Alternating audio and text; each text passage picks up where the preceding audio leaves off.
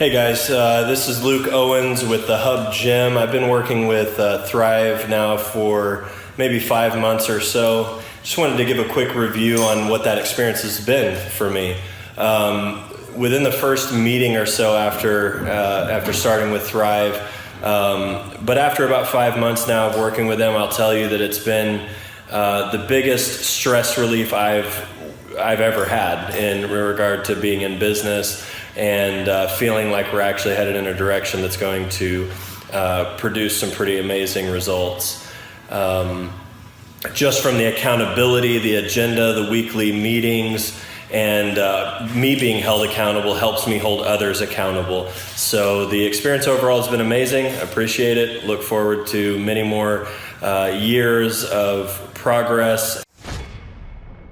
Hey guys, my name is Luke Owens and I own the Hub Gym in Broken Arrow, Oklahoma. And we started seeing those numbers increase, and we also have seen our membership increase. So in about 2 years or so, we've gone from about 700 members to now over 1,800.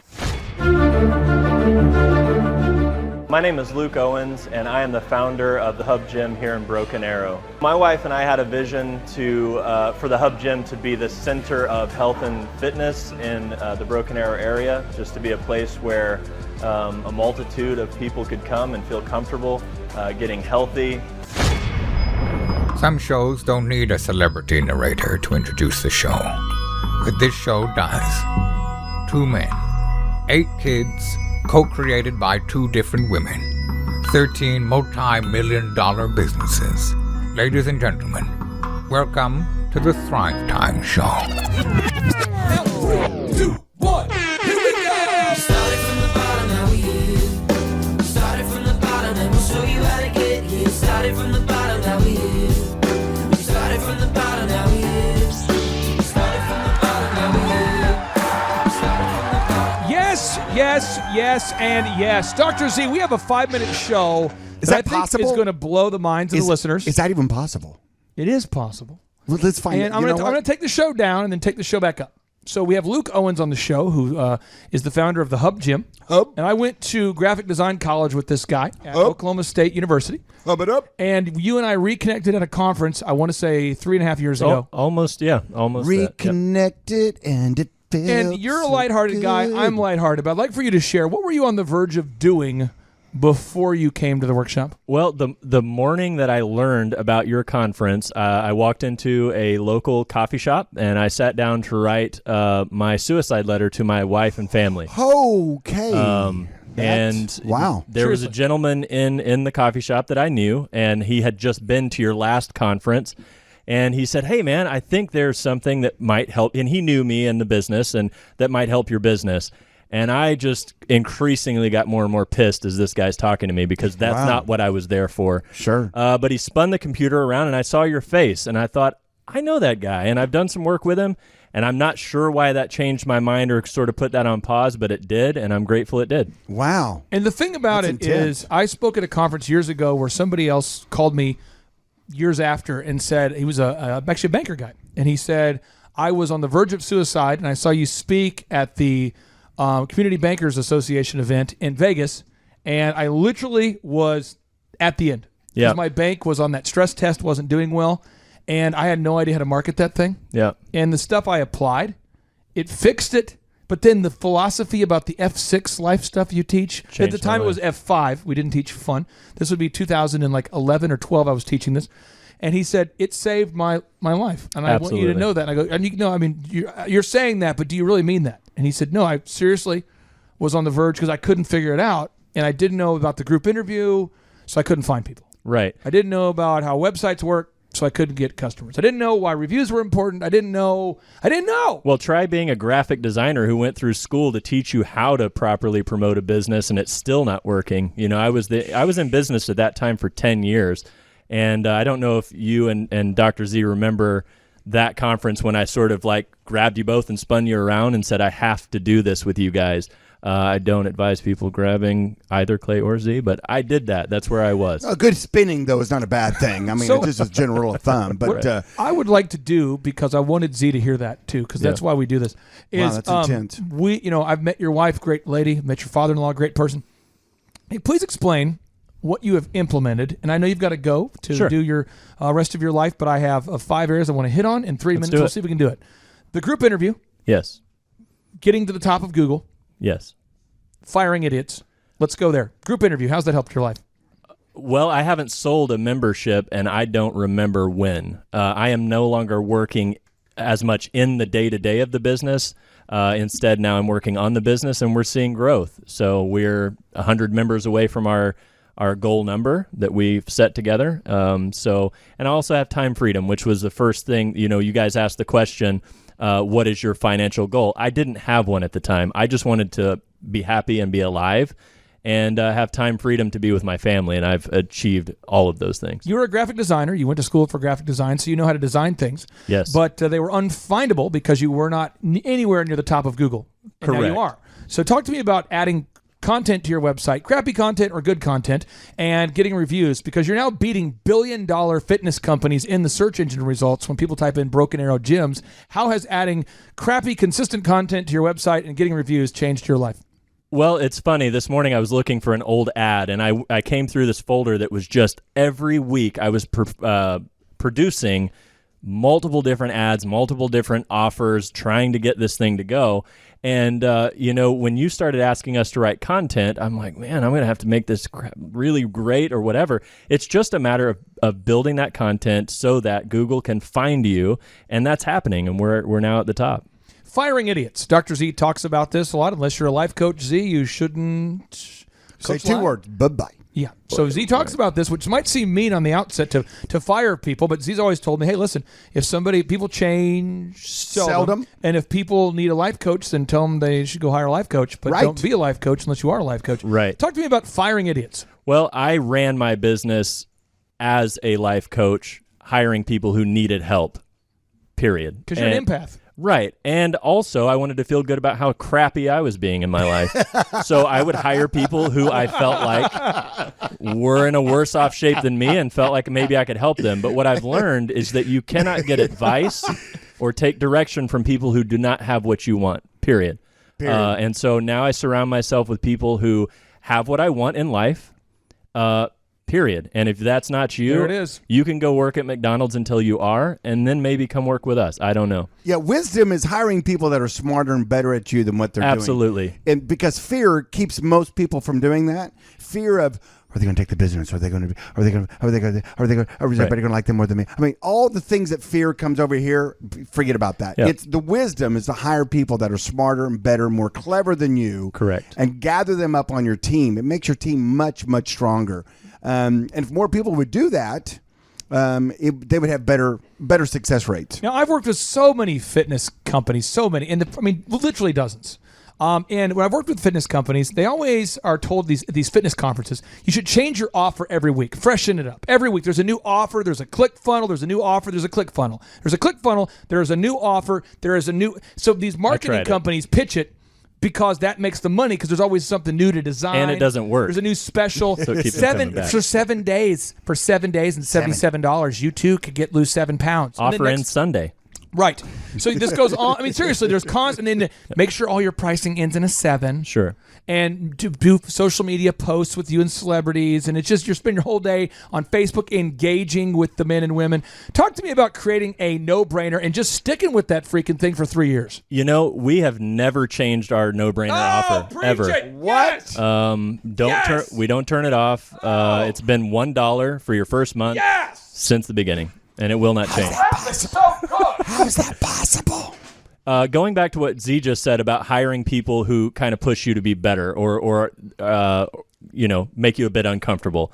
You've met my manager, right? Right. The guys like Sheldon from Third Rock. I could not stand this guy when I interviewed him because I saw so much.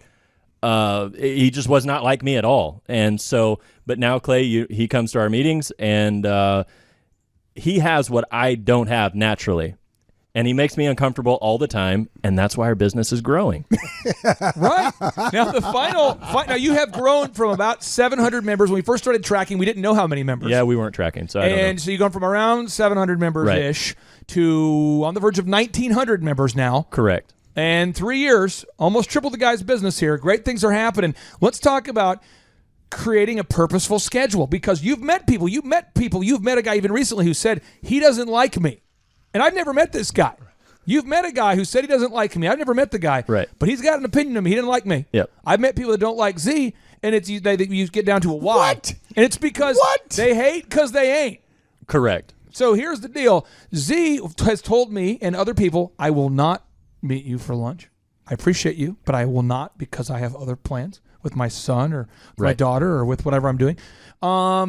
You're now purposeful with your schedule, which means you're saying no to grow. Talk to us about that. I say no to anything that is not on my task list or does not involve my family, period. No. Z, Wow, that sounds kind of narrow-minded. Well, actually, I'm pursuing my master's in psychology, so one day I will be a counselor, and I will say yes if you decide to pay me to say yes. So there you go. Now, Z, Pay me the monies. We have time for you to ask Luke any question that you would like to ask, because he is the fruits of our efforts. He's why we do it. I mean this. Yeah. I only know of 2 people who are on the verge of suicide, but I met a guy at a church. I did not want to speak at a church. I do not like speaking, especially at churches, because I oftentimes curse. And so the show's great because I can edit it. You know what I mean? I'm You can edit it, yeah. But in a church, you're like, uh-oh. So a certain pastor asked me to speak, and the rules were don't curse. I'm like, You can say earmuffs. okay. Earmuffs. I'm speaking, and there's a guy in the audience who I kept referring to him as the brown guy, and I'm the white guy. Jeez. No, wait a second. No, this is good. And he said, and Andrew can vouch for this, he has said that interaction at his church changed his life, and he's almost doubled the size of his company as a result of implementing this stuff. But I went into this church, and I was speaking, and I just said, I referred to myself as the pale male and him as the brown guy, and we had a lot of fun right there. And but anyway, it's like I got his attention by messing with him a little bit, making fun of myself, changed his life.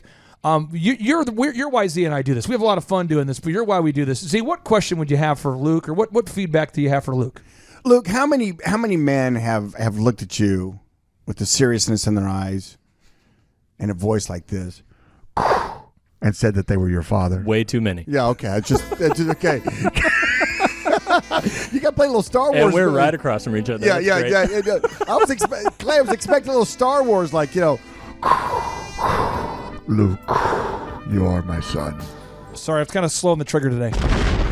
You kind of missed that. You kind of missed that one. Sorry about that. Through editing, I can come back and catch it. So Luke, you were at a desperate time in your life, Absolutely. and you were getting ready to make decisions that you thought at the time were your only out. I was minutes away. Yep. Yep. Mm-hmm. And this occurrence happened. And at what point and what happened specifically during the course of the next however many hours or days where you tore up that piece of paper and your mindset shifted? Is there anything that you can look at that one thing that happens is a series of events? I mean, that's a pretty dramatic point to be at in someone's life. And there's someone listening right now that's at that point. I promise you. Yep.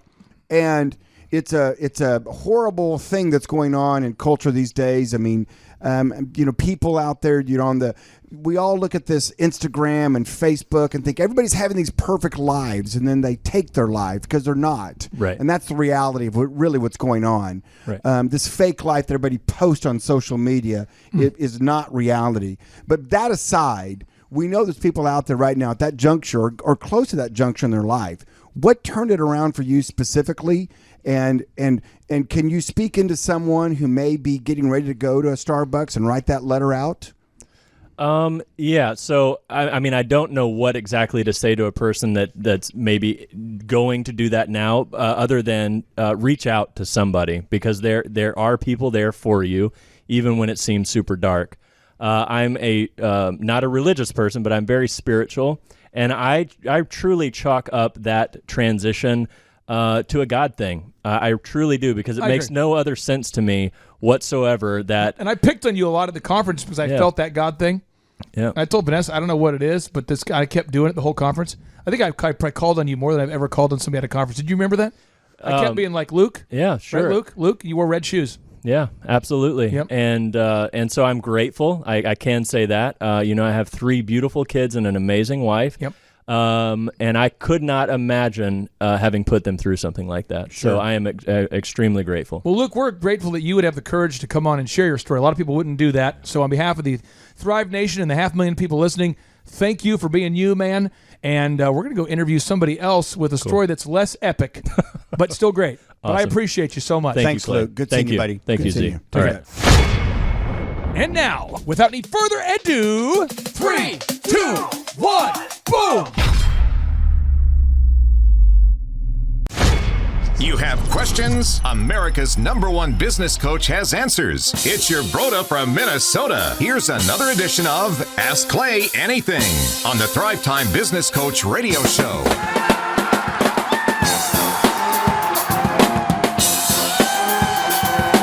Oh, yes, Thrive Nation, welcome back to the conversation. It is the Thrive Time Show on your radio. And today, we're answering the question that so many people have: how do I make my business grow? With Luke Owens with the Hub Gym. He's a case study, meaning that he is a real bona fide example that you can verify of a real entrepreneur who's having real growth in his real business as a result of implementing the real system. So, Chubb, I'm going to walk you through real quick the steps you have to take to grow your business, and then I'm going to have Luke Owens share his hot and fresh take on how we did it, okay? Let's do it. Step number 1.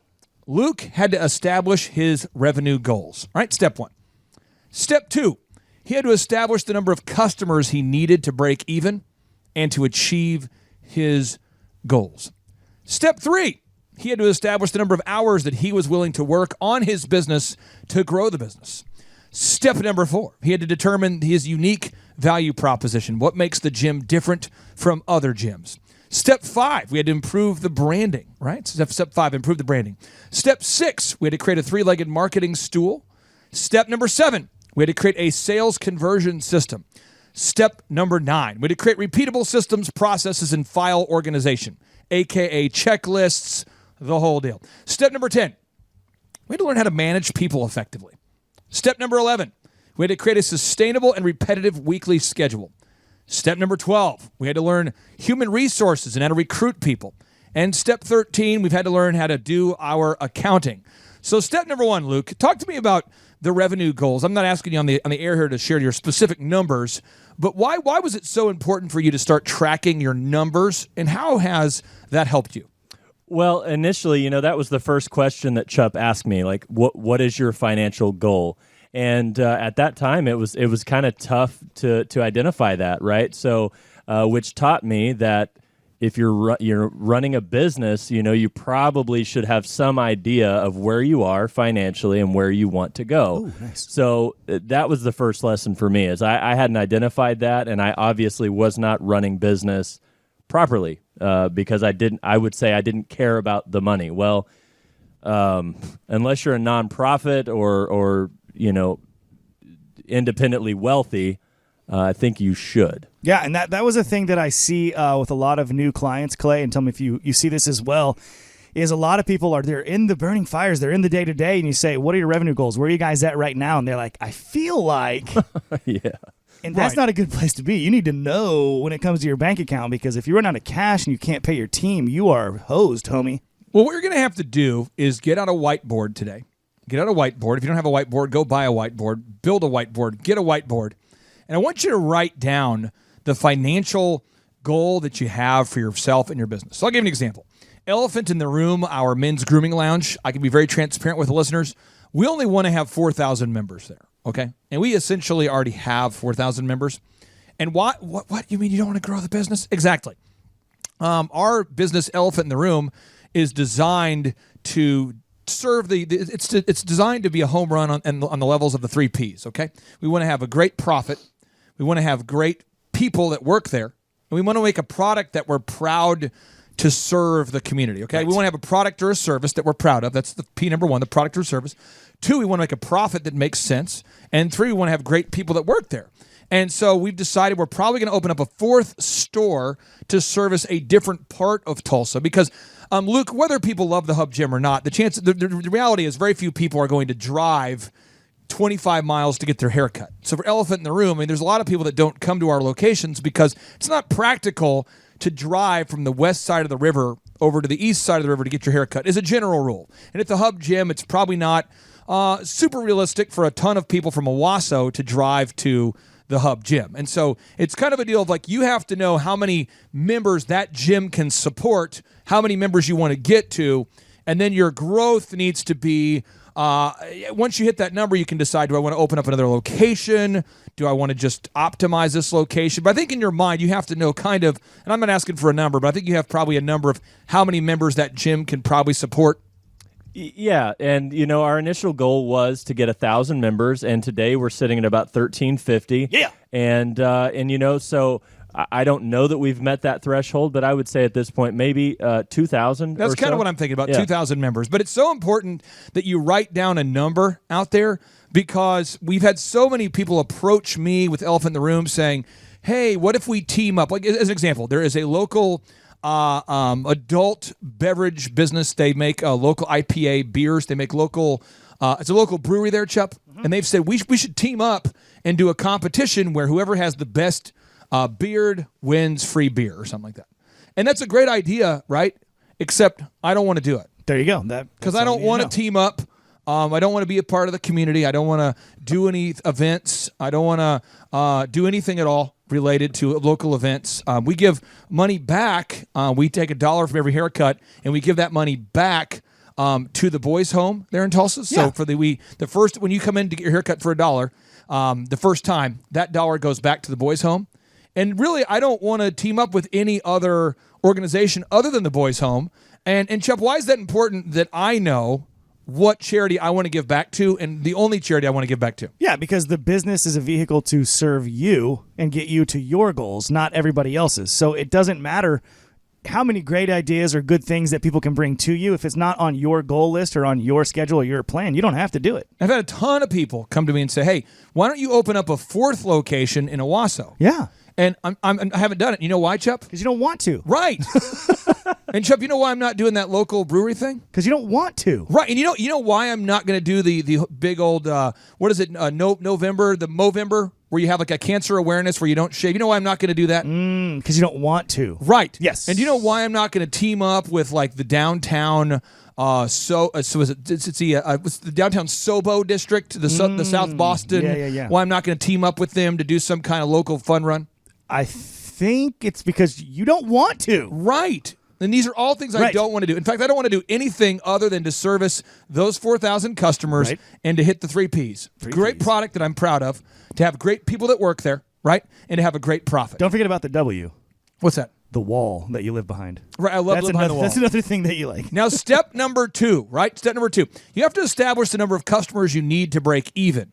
Luke, why was it so important for you to be honest with the numbers and to go, okay, this is how many members that I need just to pay the bills? Well, again, the biggest light that we shined on the thing when we first started was that I had no idea, truthfully, where I was, right? I could surmise, I could guess, but that's as best as it was going to get at that time. So why it's important is because you need to know where you're at to determine where you're going. Now, Chup, this just in from our home office here. Lee Cockrell writes, and I need some echo here, Chup. Okay, here we go. And Matt, if you could pile on, because Chup recently has been really off his echo game. Don't So I want lump me this in with Steve Currington. I need this to be like a prolonged echo. So here we go. Let me get my quotable voice ready. Here we go. One of the main reasons people don't improve is that they are not honest with themselves. Lee Cockrell. That guy's name is Lee Cockrell. He's the former executive vice president. Make the echo stop. That was short and to the point right there. Unbelievable. Okay. Now, Lee Cockrell is the former executive vice president of Walt Disney World Resorts, who used to manage 40,000 employees. And he used to manage, again, Walt Disney World Resorts, 40,000 employees, 1 million customers a week. A week. At Walt Disney World Resorts. And he says one of the reasons people don't improve is that they're not honest with themselves. So I don't think, Luke, you're running around going, I'm going to deceive myself and not be honest. I just think we hadn't had those discussions yet. You never thought about, okay, this is how many members I need to break even. Right. And two, what I've learned with working with you all is that you can either work on your business or in it. Explain the difference. Well, when you're working on your business, it's sort of from a bird's eye view, right? You're looking at the whole picture. And when you're working in it, that's like selling memberships and scrubbing toilets. Oh, yes. and there are only 24 hours in a day. And so, it's just not effective. And what I was trying to do was work in and on it simultaneously, doing really neither very well. Okay, and just to pile on, Jeff Hoffman and David Finkel in their best-selling book called Scale, they write, a level 2 business is a business that works, but only because you, the business owner, are there every day to make it work. You make most of the decisions, you generate most of the business, you meet with all the key clients and perform most of the important work of the business. The painful reality is that most level 2 business owners get caught in the self-employment trap. They're so busy doing the job of their business that they can't step back and focus on growing the business. What's more, because of the way they are building the business, the more success they have, the more trapped they become inside their company. So, Luke, can you explain some of the things that you kind of kept you so trapped in the day-to-day of running the company that you weren't able to take a step back and to actually work on the company? Sure. So, again, I was the front desk, so that meant I was selling all of the memberships. I was the lead trainer, so that meant I was training all the people, doing all of the first steps, which is our onboarding program. And if there was a disaster like an overflowing toilet or something. I hate to keep talking about toilets, but those were things I had to deal with. If there's a call in the middle of the night, because we are a 24-hour gym, it was my phone that was ringing and my car that was starting to come up to the gym to deal with that. And let me make sure the listeners out there get it. These are just some very practical tips that you can do right now to free up your time if you feel that you are trapped in the day-to-day. And Chip, we'll put this on the show notes here, okay?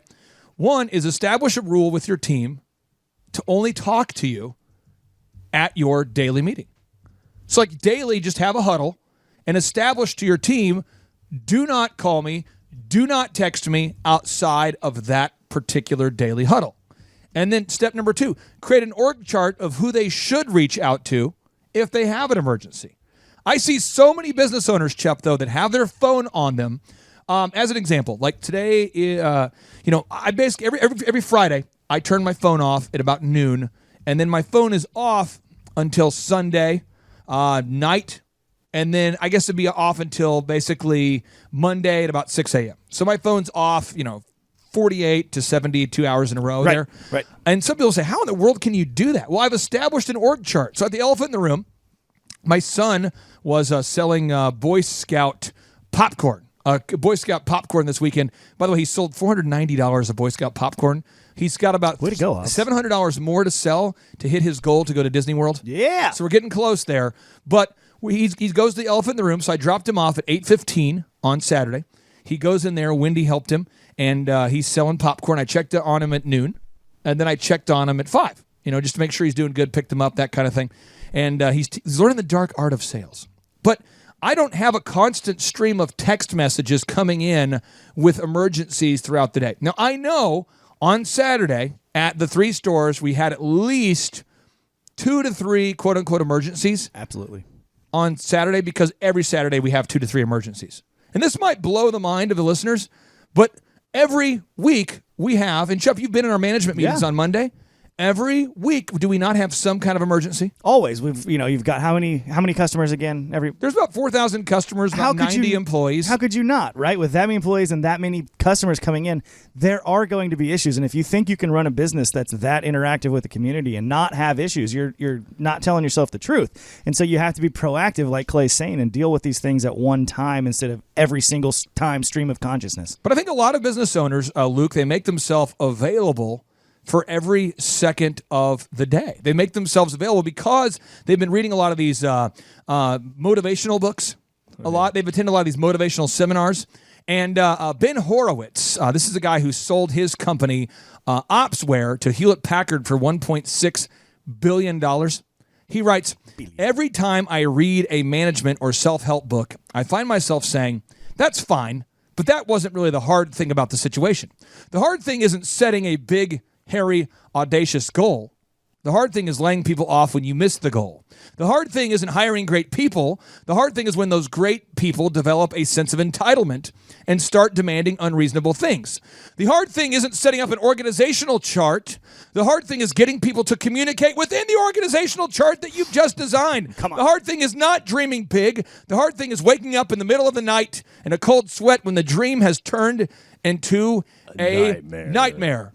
This is, Luke, have you ever found yourself in a spot at the Hub Gym previous to working with us where you felt like it had become a nightmare? Oh my gosh. I mean, the day that I came to the first conference, I was in it. I was living it. And I remember saying, I will give this thing away. I would have given the gym away to relieve that stress. Thankfully, I came to your conference, and I remember talking with you and Zellner and saying, hey, I don't know how to make this work based on the financial situation the gym was in at the time, but I have to do this in order for us to move forward. And that's the only reason that I do what I do. I love helping people achieve time freedom and financial freedom, Chup. And I think a lot of people just don't know these 13 steps, and that's why we're stuck. And the problem is, Luke, you've gone to college. Eric, Chup, you've been to college. What college did you go to, Chup? Oklahoma State University. And I went to Oral Roberts University. And you graduated, Chup, with a degree in what? I have 2 degrees, one in management and one in marketing. And do you use any of the management things you were taught in college ever on a daily basis to either A, coach your clients, or did you use them when you ran your own business? Let me think. Subtract that. No, 0 times. Right. Basically 0 times. Because everything they teach at college is crap. It's even worse than that, Clay. It's like we talk about. It's all memorization, even at the college level. And so even if it wasn't crap, I wouldn't remember it anyways, because it's like study here, remember this, put it on the paper. Now, all completely different things. And there's no application at all. And it's wrong. Most of the time. Yeah, absolutely. Or all the time. I would say all the time it's wrong. As an example, Luke. Okay, as an example. Okay, here we go. We're talking about step number 3. Establish the number of hours you're willing to work in your business. College never teaches you that. In fact, I had a professor at one point, I remember teaching this in college. He said that if you're a good small business owner, you need to be responsive to your customers all the time. So I know a lot of people who went to Oral Roberts University. I know these people who literally own restaurants and businesses who are now in their 40s, who work every freaking hour of the day because they believe they're supposed to be. Another example, I remember teaching, I got asked to speak at a local college, and the guy speaking before me, the professor speaking before me, was talking about social media and how you need to respond to all of the comments and reviews real time. Yeah. And he's showing case studies of how the best companies respond to social media as soon as possible.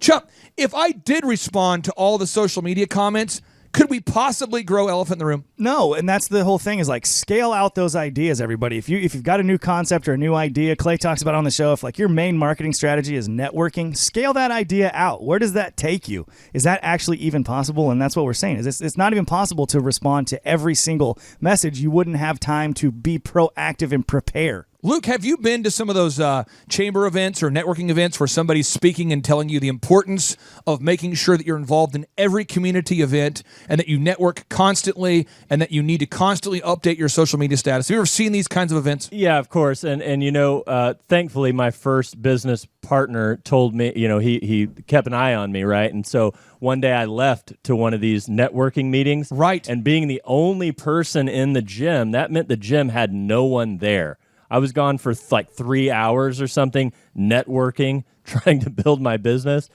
I wasn't in it. So that was the last time I ever did that.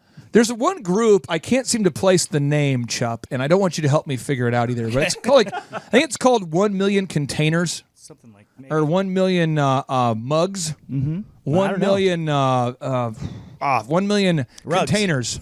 It's 1 million things that hold beverages. Whatever that group is called. 1 million somethings that hold beverages. And I also call it the Mental Masturbation Festival. Oh. And you go there, and you'll usually have a professor you need your from the university of somewhere who will get up there and will talk to you about 3 hot topics. There's 3 hot topics they love to talk about. One is the importance of being a good community member. They love to talk about, as a business owner, gotta give back. Give back. Second thing they talk about a lot. They love to talk about social justice and environmentalism. Got to. They love to talk about you got to be more responsible, social justice, you got to recycle. Third, they love talking about how the internet has completely changed and how the only way to market your business today is by being a social media superstar. And it doesn't matter who speaks, but it's usually going to be someone who speaks, who has a startup, who is failing, and they get to speak. And everyone's like, oh, this is good. I'm going to take notes. really doing and it doesn't matter whether you're successful at all. You just get to speak because they rotate, Luke. Look, if you go to enough of these events, you get to speak. I don't want to speak. So you get up there. No, I'm sorry. Have you seen these events? Yeah. You get up there and you're like, Absolutely. my name is Kevin, and I started a company that gives back. It's environmentally friendly, and I care a lot about the community. We turn recycled And furniture into these matches. are my ways that I market on social media. Here's what I know. Yes. Okay. Zellner told me, he said, if you want to operate as a nonprofit, do that. Right. Start a nonprofit. But you're in business to make money. Make it the bond. Right. And there's nothing wrong with that. Right? No, that's the Nothing whole wrong with point. that. But some people have this idea that they need to be serving the community. Well, you can't serve the community if you're broke. Bam. Right? That's right. So you just got to scrap that. Now, okay, step number 3, though, you got to determine the number of hours that you're willing to work. So I'm telling you specifically, if you want to run a company, this is how you get your schedule as small as possible. These are the hours you have to work. 1, you have to do the weekly group interview. That's 1 hour. Weekly, you have to interview all your candidates. That's 1 hour. Hour 2, you have to have an all-staff meeting every week. Every week, you have to have an all-staff meeting every week, okay? You got to do a group interview, all-staff meeting. 3, this is the 3rd hour. You have to do your accounting 1 hour a week. You have to look at your numbers at least 1 hour a week, all right? 4, you have to do a daily huddle. Now, if you're able to run a company effectively, you should be able to run the company and only need to work there about 7 hours a week. That's about all you should need to work. Now, if you want to work 0 hours a week, like my main man, Dr. Z, does, then you want to hire a very effective manager like Monty. And effective managers usually are about $80,000 to $100,000 a year. So before you go out there and say you want to have, this is what's so ridiculous, Chup. There's so many of these stupid events where they talk about passive income. Yes. I want to go off for a little bit. I feel like I haven't gone off about passive income. Please. I feel like it's been a long time since I've gone. Can you be passive about it, though? Okay, real quick. Passive income. How in the crap can you make passive income? So let's think about all the ways that you can't make passive income, but that people claim you have. Matt, have you ever heard about making passive income? Oh, yeah. Okay, so let's get into multi-levels first. So this is how you make passive income. Step 1, convince your friend to auto-ship a product that's unproven to work, that has been made and tested in some ambiguous laboratory in Europe. That you probably don't even need to begin Right. with. And you want them to auto-ship whatever the crap is, and they need to auto-ship more crap than they could ever possibly consume. If it's toothpaste, they need to auto-ship more toothpaste than they could possibly ever use. If it's supplements, they need to auto-ship more supplements than they could ever possibly use. Well, they have to, because if they're going to build their down leg, Clay, then they have to. But It's all even about under that that, down leg. but even under that paradigm, you have to get in touch with your team every month right. to make sure that their cards go through. When the cards get declined, you got to motivate them to give you a new card. You've got to talk to them about the future of the product. There's nothing passive about multi-level. There's nothing. I mean, in fact, step number 1. Destroy all of your relationships and exchange them for a paycheck. That's step 1. Then step 2, continue harassing and beating up your friends every month to get that passive check. I got to get that Mercedes, Please, man. please Got to get that. Preach. Got to get that. Okay, so that's that. Let's do real estate. Okay, yeah, That's not super. pa- That's passive, man. No, you Come on, got. passive. Have you ever had a tenant, Chubb? Have you ever rented a property to somebody? No. Have you, Luke? I have not, but I know about this. Okay, yes. let me tell you about this. Step 1, you get a good property. Oh, yeah. You take care of that Fix property. it up. In my case, I rented it to a guy Yeah. that I knew very, very well. I've seen the photos of this said property. I knew, and I rented the property to a guy I know very, very well. A guy who had a good background. I thought this guy will be a good renter. tenant, He's yeah. a good guy. And so he decides to use my deck as a backdrop for his graffiti art. True story. He decides to remove my ceiling fans and to bring them to his new office. Oh, yeah. He decides to remove my built-in bookshelves, and he decides to pull them out. I had a decorative lion head where water came out of fountain. He decided to just remove that, and he won't tell me where it is. he decided to not mow the lawn for usually 60 days at a time. Take the fence down too, right? So every time that his check bounced or it didn't go through or he couldn't pay, we'd show up at the property to collect the money. And it looked like he was trying to take his front lawn and turn it back to the native Oklahoma prairie. It was like Jumanji, right? It looked like he was building the gathering place, all that local grass that's growing. It was like a Amazon. It looked like he was tunnels and bridges everywhere. It was crazy. It was. Nothing passive about real estate. Nothing way. passive about multi-level. Nothing passive about having a business. Luke, how passive is the staffing of the Hub Gym? I mean, could you just disappear for 90 days and come back, and I'm sure you'd have a great staff? Yeah, I don't know the name of any of my staff. No, it's not passive. What are you talking about? So you have people teach that crap all the time. Yeah, you have to touch base. You have to touch base with your staff. It's not even a realistic goal. There's so many books. If you have a book out there written about passive income, burn it. No, I tell you what. Bring the book to my office. Yes. Bring it to the Thrive 15 headquarters. Bring your book. Bring your book. If you have a book out there about passive income, please bring the book to the Thrive 15 headquarters in Jinx. It's at the Riverwalk, 1100 Riverwalk Terrace. Bring the book to 1100 Riverwalk Terrace. Bring your book about passive income. Bring it. And I promise you I'll do two things. One, I will burn it. Step two, I will pee on it. Right there in the chimney. I will. I promise you. Now, I'm not going to let you watch because you don't need to be seeing that kind of thing. Yeah, but you have to, because it's not even a realistic goal. That's right. Why would you want that anyways? Like, it just doesn't even make sense. It doesn't make, seriously. You say, well, Dr. Z has passive income. Dr. Z has managers, and they're not passive. He has to maintain the relationship. That's what I was going to say. He touches base with them every week, and there's an org chart, and everybody knows. But there's so many people pursuing passive income. If you've been watching YouTube videos from some guy from Australia. Hey, mate. Hi, hello. Good to see you there. I didn't see you. Didn't see you there. Here I am. Get out of my Lamborghini. There's some attractive ladies behind me. I'm at my pool, and I want to teach you 8 ways to make passive income overnight. Overnight income. I make over $9,000 a month from my laptop. 2 hours a week. Don't.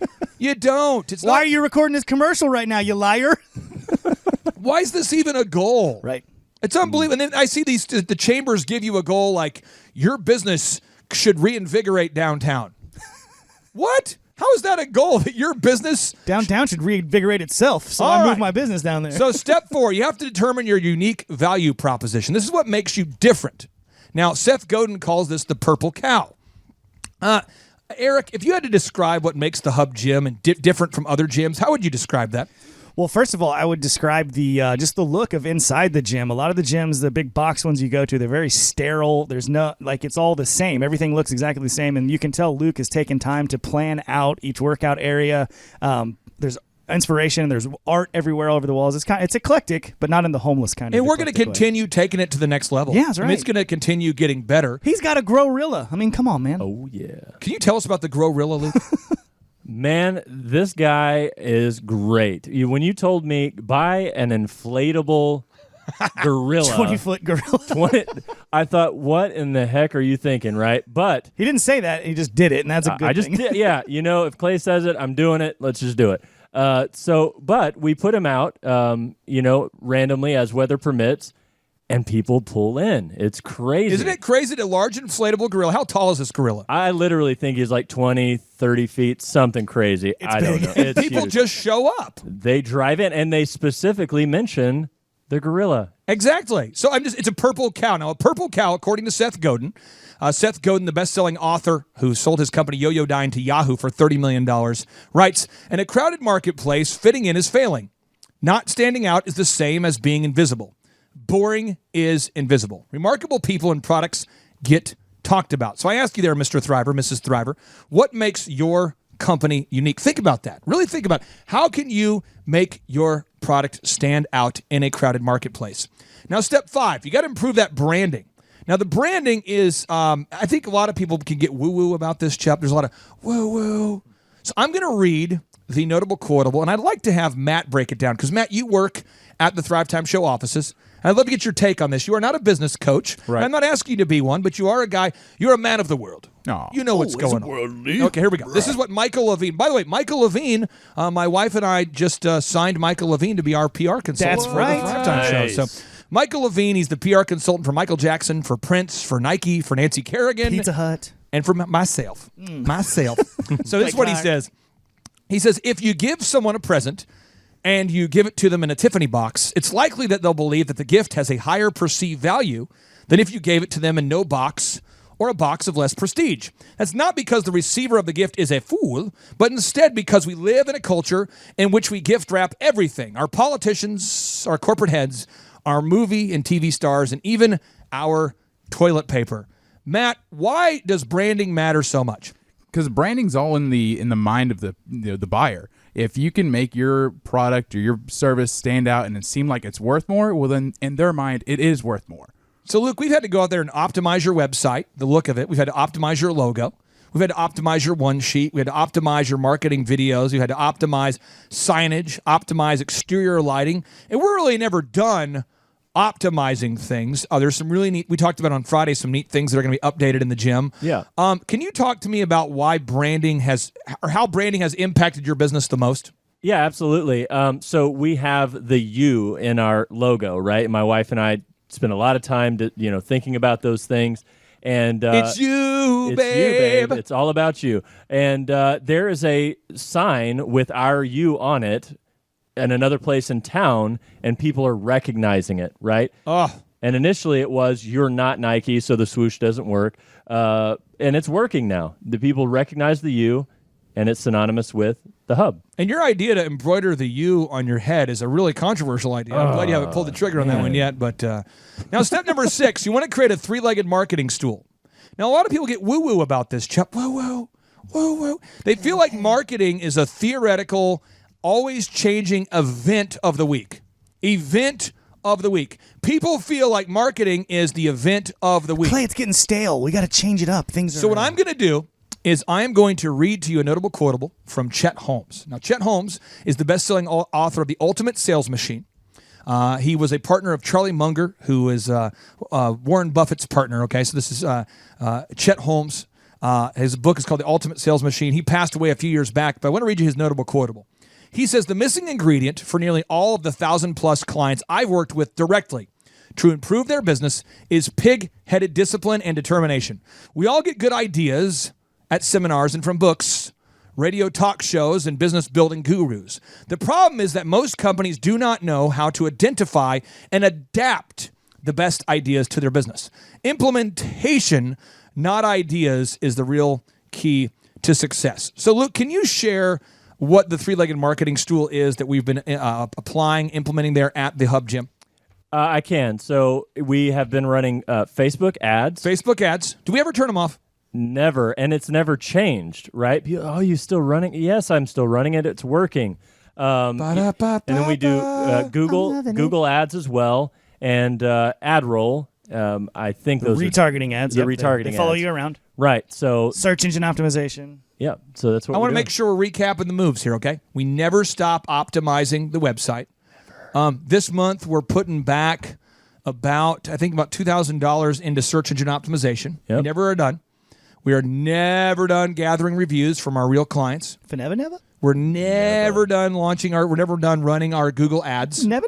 Never done with our retargeting ads. Never done with our Facebook ads. Now, you've said, Clay, I thought it was a 3-legged marketing stool.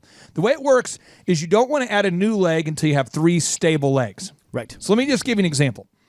This podcast, Chup, as of the time of the recording of today's show, we're approaching 1,400 podcasts you can find at thrivetimeshow.com. That's a pile. Now, why is it important that we don't add any other kind of marketing until we can consistently just record one podcast a day? Why was it so important for us just to start one podcast a day before we launched retargeting ads? Well, one thought is that you've got to be fruitful and then multiply. Right. So do what you're doing. And then the other thing is you've got to measure. You don't want to go jump out there with 12 legs to your marketing system because it's going to be too much to measure and you won't know if your resources are being allocated properly. And Luke and I have done this. We've gone through this. We know who his ideal and likely buyers are. Right. We know the average age, the average income, where they're from, where their kids go to school. We're not going to be running a lot of ads to go after South Tulsa for a gym in Broken Arrow because people just aren't going to drive from 151st or 111th and Memorial over to the Hub Gym. That's but right. people who live in the Broken Arrow area love the gym. If you're living around the Lynn Lane area, the Elm area, anywhere in Broken Arrow, people love it. It's convenient. If you live over there by Rama, if you live over there by the Lowe's or the Warren Theater. And those are the people that are going to see the ads. Right. And we're not, and also if you're into that, if you're into the concept of roid rage, you probably won't like the Hub Gym. No. It's not a gym where there's a lot of, it's not their niche. How much does it cost a month to go to the Hub Gym? So after the initial month for only $1, you're looking at a whopping $29 a month for full access to the club 24/7. And the ads won't work unless you have a no-brainer. That's right. So you can have all the ads in the world, but what gets you the entrance into the game, The golden look. is having a no-brainer. Tell us again, Luke, what's your no-brainer? So your first month is only $1. What? And you can find that on thehubgym.com or on Facebook. Check out our ads. Surely you can't be serious. I am very serious. And don't call me Shirley. A lot of people, though, get hung up on that. They say there's no way possible that you could run a gym and have your first month be $1. Nope. How is it possible, Luke? Well, I remember when we first started talking about this, and I thought, offer a dollar, the doors are going to be flooded. I'm not going to be, everybody's, and that just isn't the case. It's just a good leader to get people in, have a great experience, and it's working. I mean, I don't know how, I don't know the math behind it, but it is, and we're going to continue doing it. Now, as we talk about step number 7, before we get into step 7, which is creating a sales conversion system, I'd like for Matt to be able to ask you a few questions, because Matt, you've often talked about, I know you want to eventually own your own business someday. Right. And you're also involved with the ministry. Right. Luke is doing it. There's a lot of people that talk about doing it, but he's doing it. Luke has done it. He's done a lot of these steps, and now we're just scaling the steps. Do you have any questions for Luke about implementation? Because so many people talk about wanting to grow their company, but as they begin to grow the company, Chuck, they mentally cannot handle growth. Right. I see a ton of people that say, I want to grow my company. I want to grow my company. And then we help them grow the company, and they can't mentally handle it. Yeah, that happens So here all we the have a time. real example of a real guy who's doing it. The Hub Gym, Luke Owens. Matt, do you have any questions for Luke about implementation? Why did you choose the marketing methods that you chose? Like, why not a billboard or a TV spot? Why internet marketing? So here's what's cool about working with Thrive. You don't have to think about those things. It was never a question of, hey, are we going to spend $2,000 a month on a billboard? If that makes sense in the future, we'll talk about that. But they have a proven system, and you just have to be willing to follow it, and that just wasn't one. There were a couple of things we talked about initially, and we tried them. They work. If we tried them and they didn't work, we didn't keep doing them. That's a very different, what you just said, Luke. It's very different than most marketing firms or even most businesses. Most businesses try a new form of marketing every week. That's wasting a lot of resources. Can you talk to me about what it was like when you were running your business with the idea of the week and always having maybe a new fun run or a new marketing idea or a new social media strategy or a new T-shirt or a new banner or a new print piece or a new ad in a magazine? It's or crazy. Talk to me what that felt like. Well, it exactly how I just felt when you were listing all those off. Anxiety. Crazy, right? And so, what you've taught me is that the business is to work for you. And that's how it's contrary, right? Like, I was working for the business, which meant I never saw my family. My first son, I think I literally never put him to bed or woke up with him the first few years at least of his life. And because I was always at that next event or, behind the computer creating something new, it was always a reactionary existence. And so, it's not, it doesn't I want to work. walk the listeners, Chup, inside the mind of the average business owner that's doing ideas of the week marketing. Oh boy. So here we go. AdWords, Amazon, automobile wraps, mass mailers, mass texting, mass voicemails, AdWords, blog-based advertising, automobile wraps, mass emails, AWeber, Constant Contact, SurveyMonkey, business development partnership deals, buying, merging, selling, celebrity endorsement, cold call marketing, door-to-door sales, Dream 100, email marketing, Facebook advertising, flyers, Google Maps, Google reviews, Google shopping. Maybe I should do magazine advertising, maybe mall, shopping center, traffic, outdoor signage, newspaper advertising, Pandora, pay-per-click, Spotify, pop-up shops, public relations, celebrity tie-in strategy, expert strategy, give-back strategy, national news tie-in, the chamber ads, buy an ad, Yellow Pages, do those still work? Yelp, YouTube advertising, Valpak, trade show advertising, text marketing, targeting online ads, television advertising, social media. Maybe I should be a public speaker. Maybe I should write a book. Maybe I should get a sign flipper. Maybe I should do search engine advertising. Where do I start? What's new? Maybe I go on YouTube. I just read a blog. Google's changed everything. YouTube. Google's changed everything. Oh my crap! Google's changed everything. This is what happens. That's inside the mind. Inside the mind of idea of the week marketing. It will cause you insanity, and then soon you'll live in a van down by the river. Okay, now step number 7, creating a sales conversion system. This is the part where everybody has to do this, and when people don't fight you, like Luke, it's awesome. Okay, here's what happens is, step 1, you got to write a call script. Got to get that boom, boom, boom, boom, that boom, boom. You got to have that call script. Got to get that. Why do you have to have a call script? Or you'll end up with a hashtag tattoo on your wrist. So we were in the office, and Chup said, hey, why don't you make a sales call? And I said, awesome, I can do that. I've been doing this for years. He's like, where's your script? I don't need a script.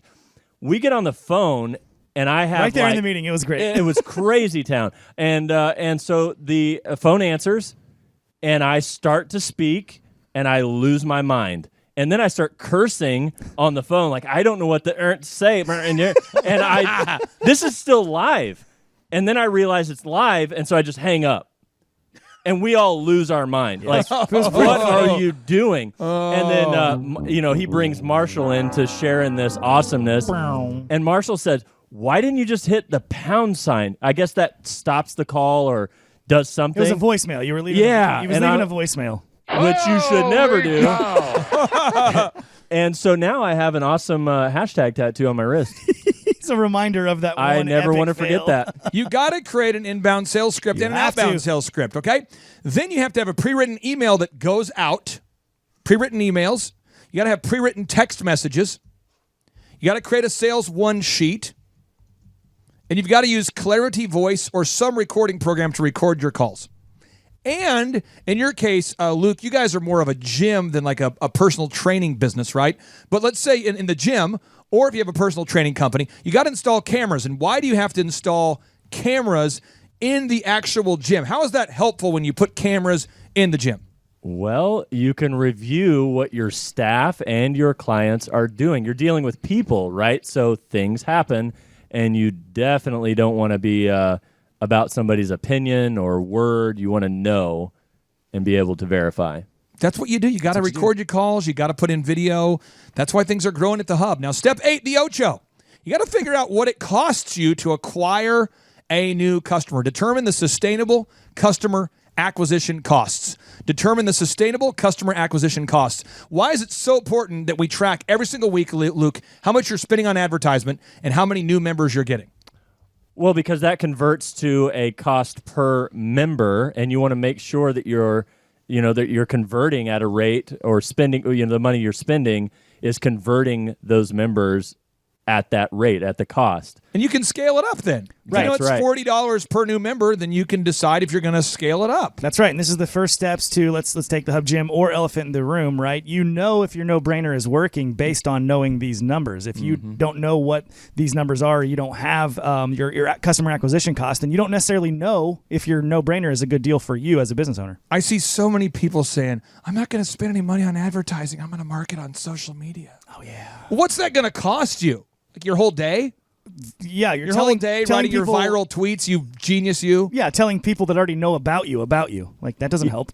Clay, you've had me over the last week or so start really diving in to the expenses and income of the gym, That's right? That's all we've been doing. Because we've been growing, and that's great. We're over 70% growth, but we're noticing where's and so we start looking at that.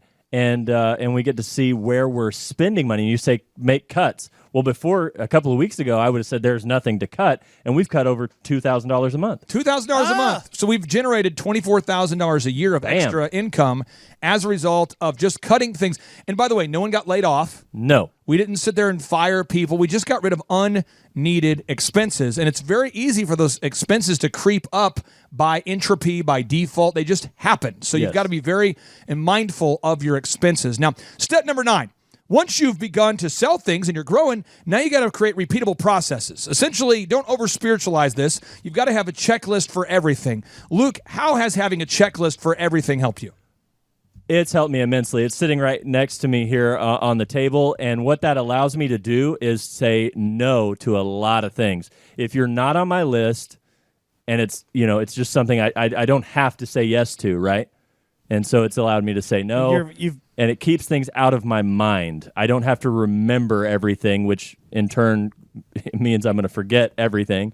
It's right there on the list. It's awesome. allowed you to duplicate yourself within the business, right? Oh my Like you were gosh, saying, yes. you don't have to be there 24/7 every single day because you've created these systems and processes for your team to use, right? How do I clean the bathroom? How do I open the gym up? How do I restock the shelves? How do I clean the equipment? It's all in a process and a Right. checklist. And I don't want anybody else. I just want a business that serves myself. Yeah. Oh, it serves myself. I don't want anything else. Oh no. Oh no. God, that song is so good and so gross. You remember that? You remember that song? You remember What, that song? I want a business that serves myself. No, do you remember that? Do you remember the Of original? course I remember the original. You do? Yes. Really? Okay. When I think about Clay. No, do you remember that song? Yes, yes, absolutely. Luke, do you remember that song? Yes, I do. Matt, do you not remember that song? Nope. Really? When I think about you, I touch Okay. Ah! It's a group called the Divinals, all right? And it says, I love myself. I want you to love me. When I feel down, I want you above me. I search myself. Come on, Chubb. I want you to find me. I forget myself. I want you to remind me. I don't want anybody else. Matt, when I think about you, I touch myself. Oh, I don't want anybody else. Oh, no. Oh, no. That's what you missed out on, dude. When You were I way think too late. about you. I think that was before my time. When were you born? What year? 93. 93? I feel like that song came out probably in 93. That was the year of you, man. That song came out. Let's see what year. Chubb, can you find out what song? 1990. Oh, my God. Dude, that was 3 years before your birth. Here's my theory. You were conceived to that song. Oh, God. Yes. 3 years later. Yes. How we have a match. It took a while for it to happen, but it was a 3-year process. They would just crank up those jams every night. It would create that love and feeling. And all of a sudden, Matt emerges on the scene. Oh, God. This is the, hey, Chubb, this is the circle. Yes. This is the circle. It all comes The back. same gestation This is period imaging as I an don't elephant. want. Oh, wow. Okay, nice. Okay, we move on now. Now, step number 10, the management and execution. Why has it been so important for you to learn how to manage people? And how are you managing people differently now than you used to? That's I'll make that a simple statement. I managed from emotion before, period. Right? Tried to make everybody happy. He got so emotional, baby. Every time he managed his people. He got so emotional, baby. Then he screwed it up. Sorry. Lost his time. No, but seriously, when you manage emotionally, what happens, dude? It just doesn't work. You're that what are these things called? Click funnels or whatever. You become that. You become that, right? Because everybody's coming to you about their story and about what's going on in their life. All the while, yours is. Let me give you an going down example. the Let me just tube. give you an example of what terrible management looks like so you guys can get this idea. It's where you give someone a task to do, right? And you say, I need you to go to the store and purchase paper. Yep. And I need you to shut the door every day. Lock the gym on your way out. Lock the gym. I need you to purchase paper today, and I need you to clean the bathrooms. If you feel like it. And then every time you follow up with the person, every time you follow up, right, because you've now been to a motivational event, you've read the first chapter of a management book, you then follow up for the first time. And all employees have the following 3 excuses. Here they come. Until you learn how to become a good manager. All employees have the same excuses until you learn how to become an effective manager.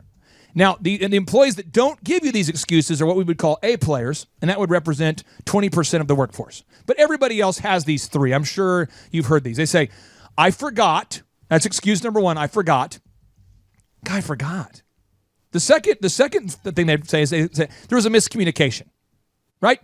And the third is they just simply choose not to, but they have an emotional justification for it. Oh, yeah. Did you ever run into those things, Luke, where people just emotionally gave you a justification for not getting something done? All of the time. And when you're emotional, they're going to be emotional. That's how it works. So now how do you manage now? How's it different? It's very cut and dry. We set expectations.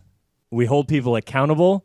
And, if you choose not to do it more than about once, we're just going to move on. And when you stop acting in that emotional sphere, that emotional realm, you stop saying yes to everything, right? And you begin saying no, and that's where your time freedom creation begins, because you're saying no to things that are not on your goal list. That's right. And as we wrap up today's show, we have step 11, 12, and 13, which you couldn't manage people effectively if you don't do these next 3 steps, okay?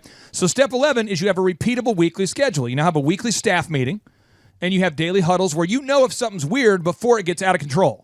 You know if somebody's operating below the standard quickly so you can nip it in the bud. You're not waiting for a quarter to go by or a year to go by. Right. Colleges would encourage you to give people an annual review. Right. How insincere is an annual employee review?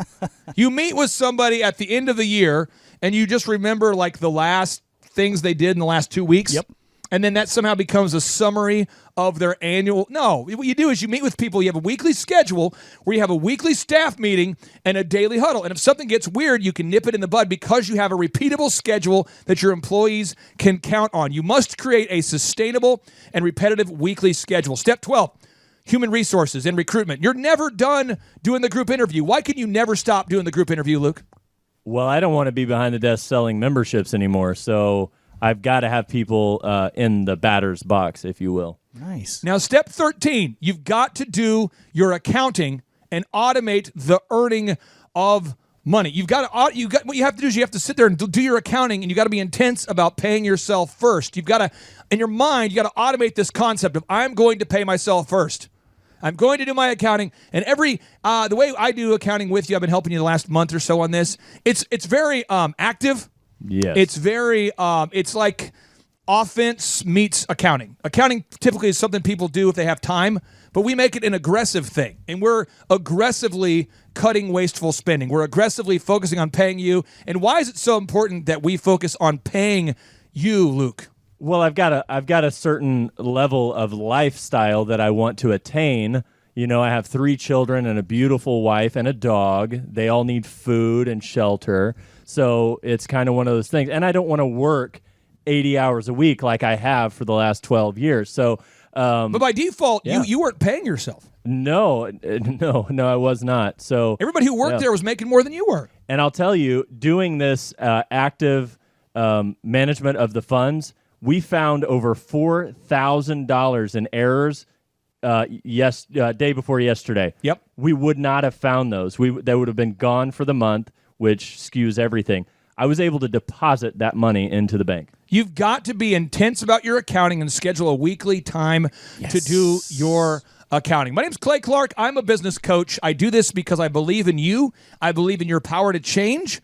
I know that you have the capacity and the tenacity needed to succeed, but you cannot get anything done unless you're willing to take action. Hi, my name is Tim Johnson. I'm the owner of Tuscaloosa Ophthalmology as well as Southern Eye Consultants, 2 ophthalmology practices in Tuscaloosa, Alabama, and I'm a client of Clay Clark. He asked me to answer a couple questions. The first question was, how did I hear about Clay Clark? I am a big fan of business podcasts, and his podcast popped up as a recommended listening, so I started listening to the podcast. I was a little suspicious or skeptical because I thought there was going to be like an upcharge or an upsell. But the idea of the month-to-month canceling really appealed to me. And I kept waiting for the shoe to drop and for the upsell or for the scam to come in, but it never did. It's very legitimate. Since working with Clay, I've gotten a much firmer grasp on how business works. Even in medicine, business is business.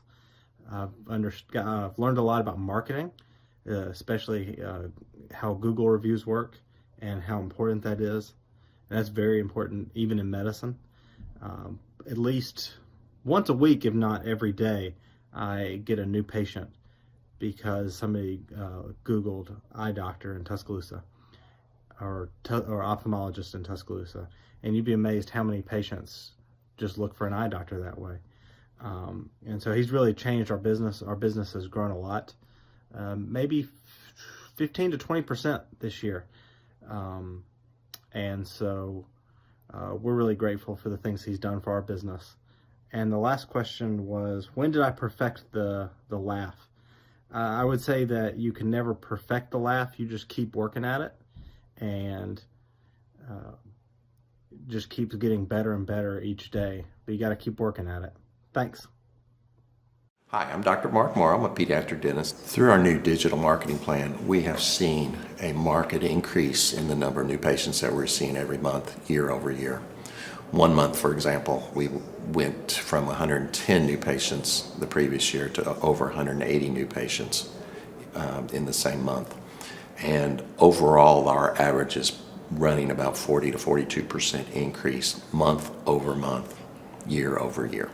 The group of people required to implement our new digital marketing plan is immense, starting with a business coach, videographers, photographers, web designers. Back when I graduated dental school in 1985, nobody advertised. The only marketing that was ethically allowed in everybody's eyes was mouth-to-mouth marketing. By choosing to use the services, you're choosing to use a proven turnkey marketing and coaching system that will grow your practice and get you the results that you're looking for. I went to the University of Oklahoma College of Dentistry, graduated in 1983, and then I did my pediatric dental residency at Baylor College of Dentistry from 1983 to 1985. I established my practice here in Tulsa in 1985. I started a business because I couldn't work for anyone else. I do things my way. I do what I think is in the best interest of the patient. I don't answer to insurance companies. I don't answer to large corporate organizations. I answer to my patient, and that's it. My thought when I opened my clinic was I can do this all myself. I don't need additional outside help in many ways. I went to medical school. I can figure this out. But it was a very, very steep learning curve. Within the first 6 months of opening my clinic, I had a $63,000 embezzlement. I lost multiple employees. Clay helped us weather the storm of some of the things that are just a lot of people experience, especially in the medical world. He was instrumental in helping with the specific written business plan. He's been instrumental in hiring good quality employees, using the processes that he outlines for getting in good talent, which is extremely difficult. He helped me in securing the business loans. He helped me with web development and search engine optimization. We've been able to really keep a steady stream of clients coming in because they found us on the web. With everything that I encountered, everything that I experienced, I quickly learned it is worth every penny to have someone in your team that can walk you through and even avoid some of the pitfalls that are almost invariable in starting your own business. I'm Dr. Chad Edwards, and I own Revolution Health and Wellness Clinic. Hi, my name is Tim Johnson. I'm the owner of Tuscaloosa Ophthalmology as well as Southern Eye Consultants, two ophthalmology practices in Tuscaloosa, Alabama, and I'm a client of Clay Clark. He asked me to answer a couple questions. The first question was, how did I hear about Clay Clark? I am a big fan of business podcasts, and his podcast popped up as a recommended listening, so I started listening to the podcast. I was a little suspicious or skeptical because I thought there was going to be like an upcharge or an upsell. But the idea of the month-to-month canceling really appealed to me. And I kept waiting for the shoe to drop and for the upsell or for the scam to come in, but it never did. It's very legitimate.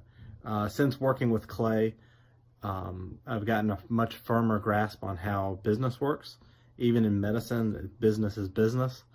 I've learned a lot about marketing, especially how Google reviews work and how important that is. And that's very important even in medicine. At least once a week, if not every day, I get a new patient because somebody Googled eye doctor in Tuscaloosa.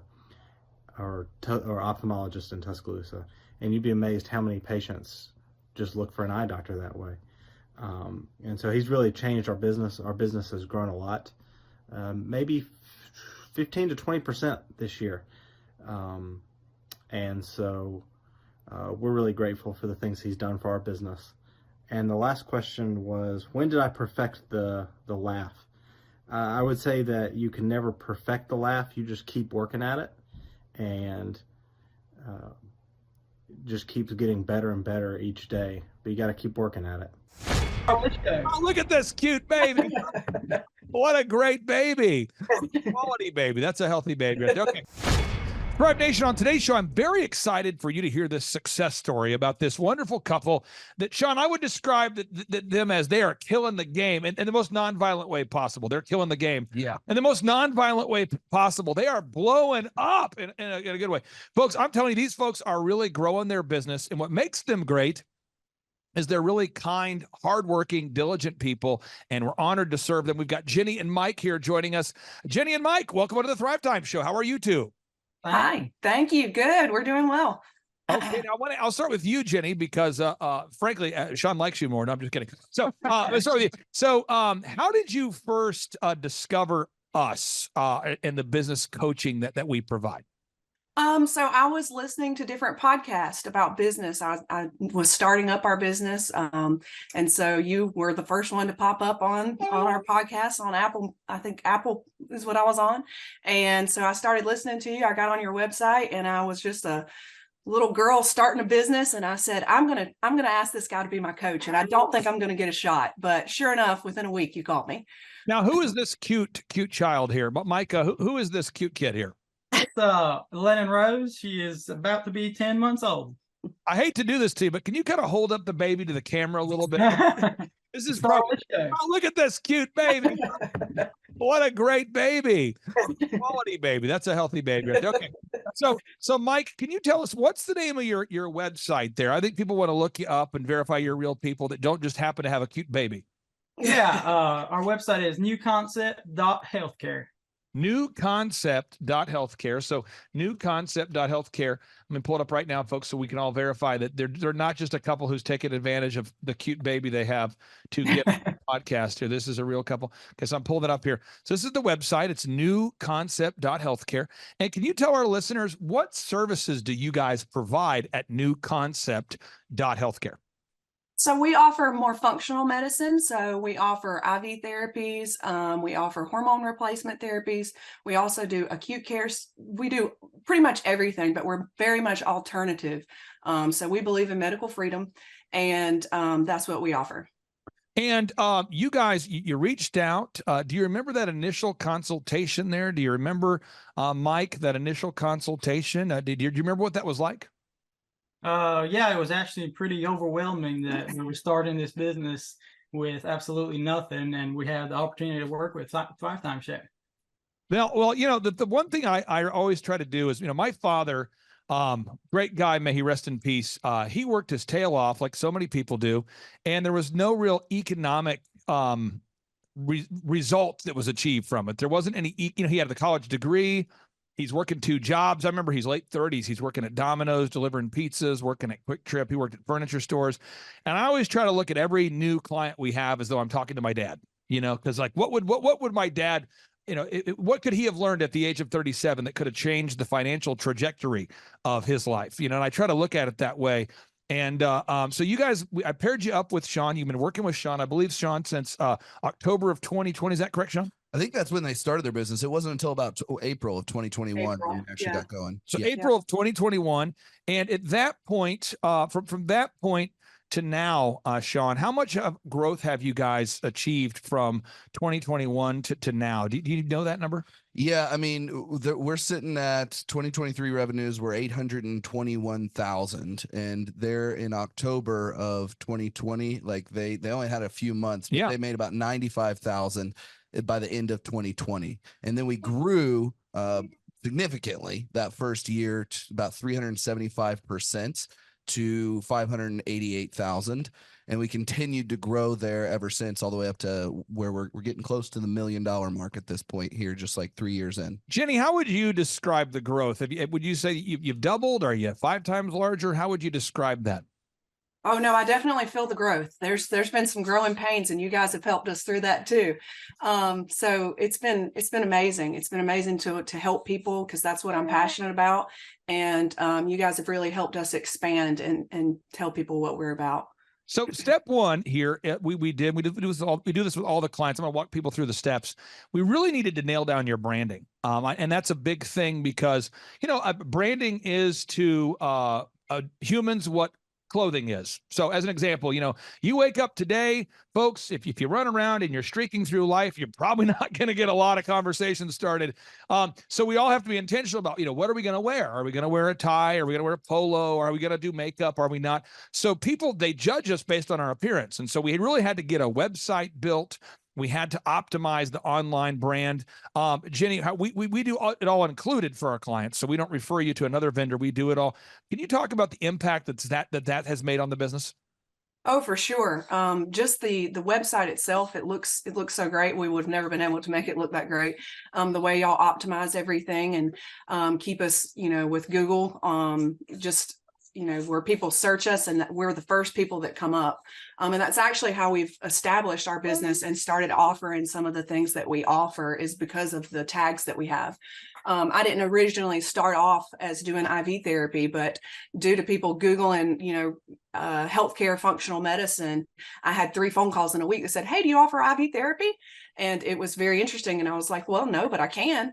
And so it was because of you guys that kind of snowballed and took effect. So yeah, there's a lot that you guys have done for us. Now, Sean, when working with these wonderful clients here, I'll pick on Mike here. You always say great things about Mike and Jenny. What makes them good to work with? Because I want to make sure for anybody out there, if you go to thrivetimeshow.com, I consistently offer a free 13-point assessment. I've been doing that since 2005. I do it without reservation. There's no obligation, but there's usually about 1 to 2 knuckleheads a week that will fill out the form, and probably 20 really great people that fill out the form. And then we only take on 160 clients. And so I don't want anyone to waste their time. What makes Mike so great to work with? Well, Clay, I mean, when I first started coaching, you taught me about these 2 types of business owners. There's the happy hopers out there, and then there's the diligent doers. And I think these guys are a great example of the diligent doer. They continually apply effort to work on their business, not just in their business. They consistently show up to their meetings. They track all of the critical numbers of their business, and they're aware of what's going on with all of their employees. They're paying attention to all the little things going on. They're keeping all the plates spinning, and they ask great questions. They actually really do make a great effort consistently to apply our systems and help their business grow. And it's been working. So step one, we get the branding nailed down. That's the website, the print pieces, the logos, the business cards. But then you have to develop that online reputation. Now that could be a tough thing to do, Jenny. And I'll just, this isn't a backhanded compliment. I'm just saying, but for people that are humble and very kind, of which I would put Jenny in that category, sometimes asking for reviews is more difficult because you almost feel like you're self-promoting. I've never had this conversation with you, but has that been difficult for you to ask people to give you video reviews and Google reviews after you provided the service, or was that easy for you to do? It's not easy. It still isn't easy. Okay. It is. It's difficult because you feel like you're begging for something, even though you did the right thing. Yeah. So it's difficult for me. It's just my personality type, but we get it done anyways. I'll find this for the diligent, kind customers we work with. It's very difficult sometimes to ask for those objective reviews from real customers. And I find that from my clients I've worked with that are sort of like self-described barbarians. I had a guy years ago I worked with. I won't mention his name or his industry, but I'll just say he's obsessed with physical fitness. And he told me, he says, "I'm kind of a business barbarian. You tell me what to do and I will slay the dragons." And I'm like, okay, you need to get Google reviews from everybody you've ever, worked with. And he's like, "Oh, I'm on it." And this guy's just shamelessly calling through his phone and just lighting people up going, "Give me a review. Come on, give me a review. Why will you not give me it?" I'm like, go ahead, dial it down a little bit. So again, you guys are humble, diligent doers. You're the ideal person here. So I appreciate you sharing that. The next thing we had to do is we had to create a no-brainer. Now, a no-brainer is an offer so good, so amazing, that people simply cannot say no to it. Now, I won't mention the name of the company, but I worked years ago, and I still work with this company. They're a medical company. They're doing well now. And for whatever reason, they put on their website, first initial consult, $497. And he went to one of these like borderline spiritual motivational conference things where Jesus isn't described, but they kind of talk about metaphysical alignment and getting your woo-saw, getting in your groove, alignment, no friction.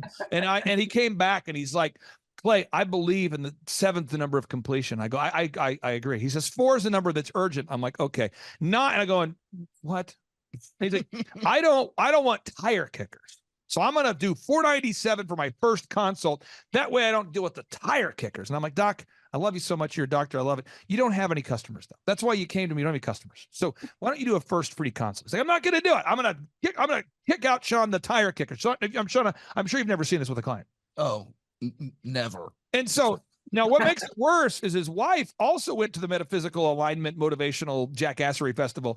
And she was like, 497 is the number. I had a dream about it. I'm like, yeah, because you probably talked about it all weekend. You probably are subconsciously thinking about it. You're creating a neural pathway related to 497. And so anyway, after about a year, he finally says, okay, I came to your conference and I saw a person that did the first consult for $1. I'm going to go with that. And now his business is blowing up. Could you talk about your no-brainer, your first consult for $1? How has that helped you having that no-brainer offer?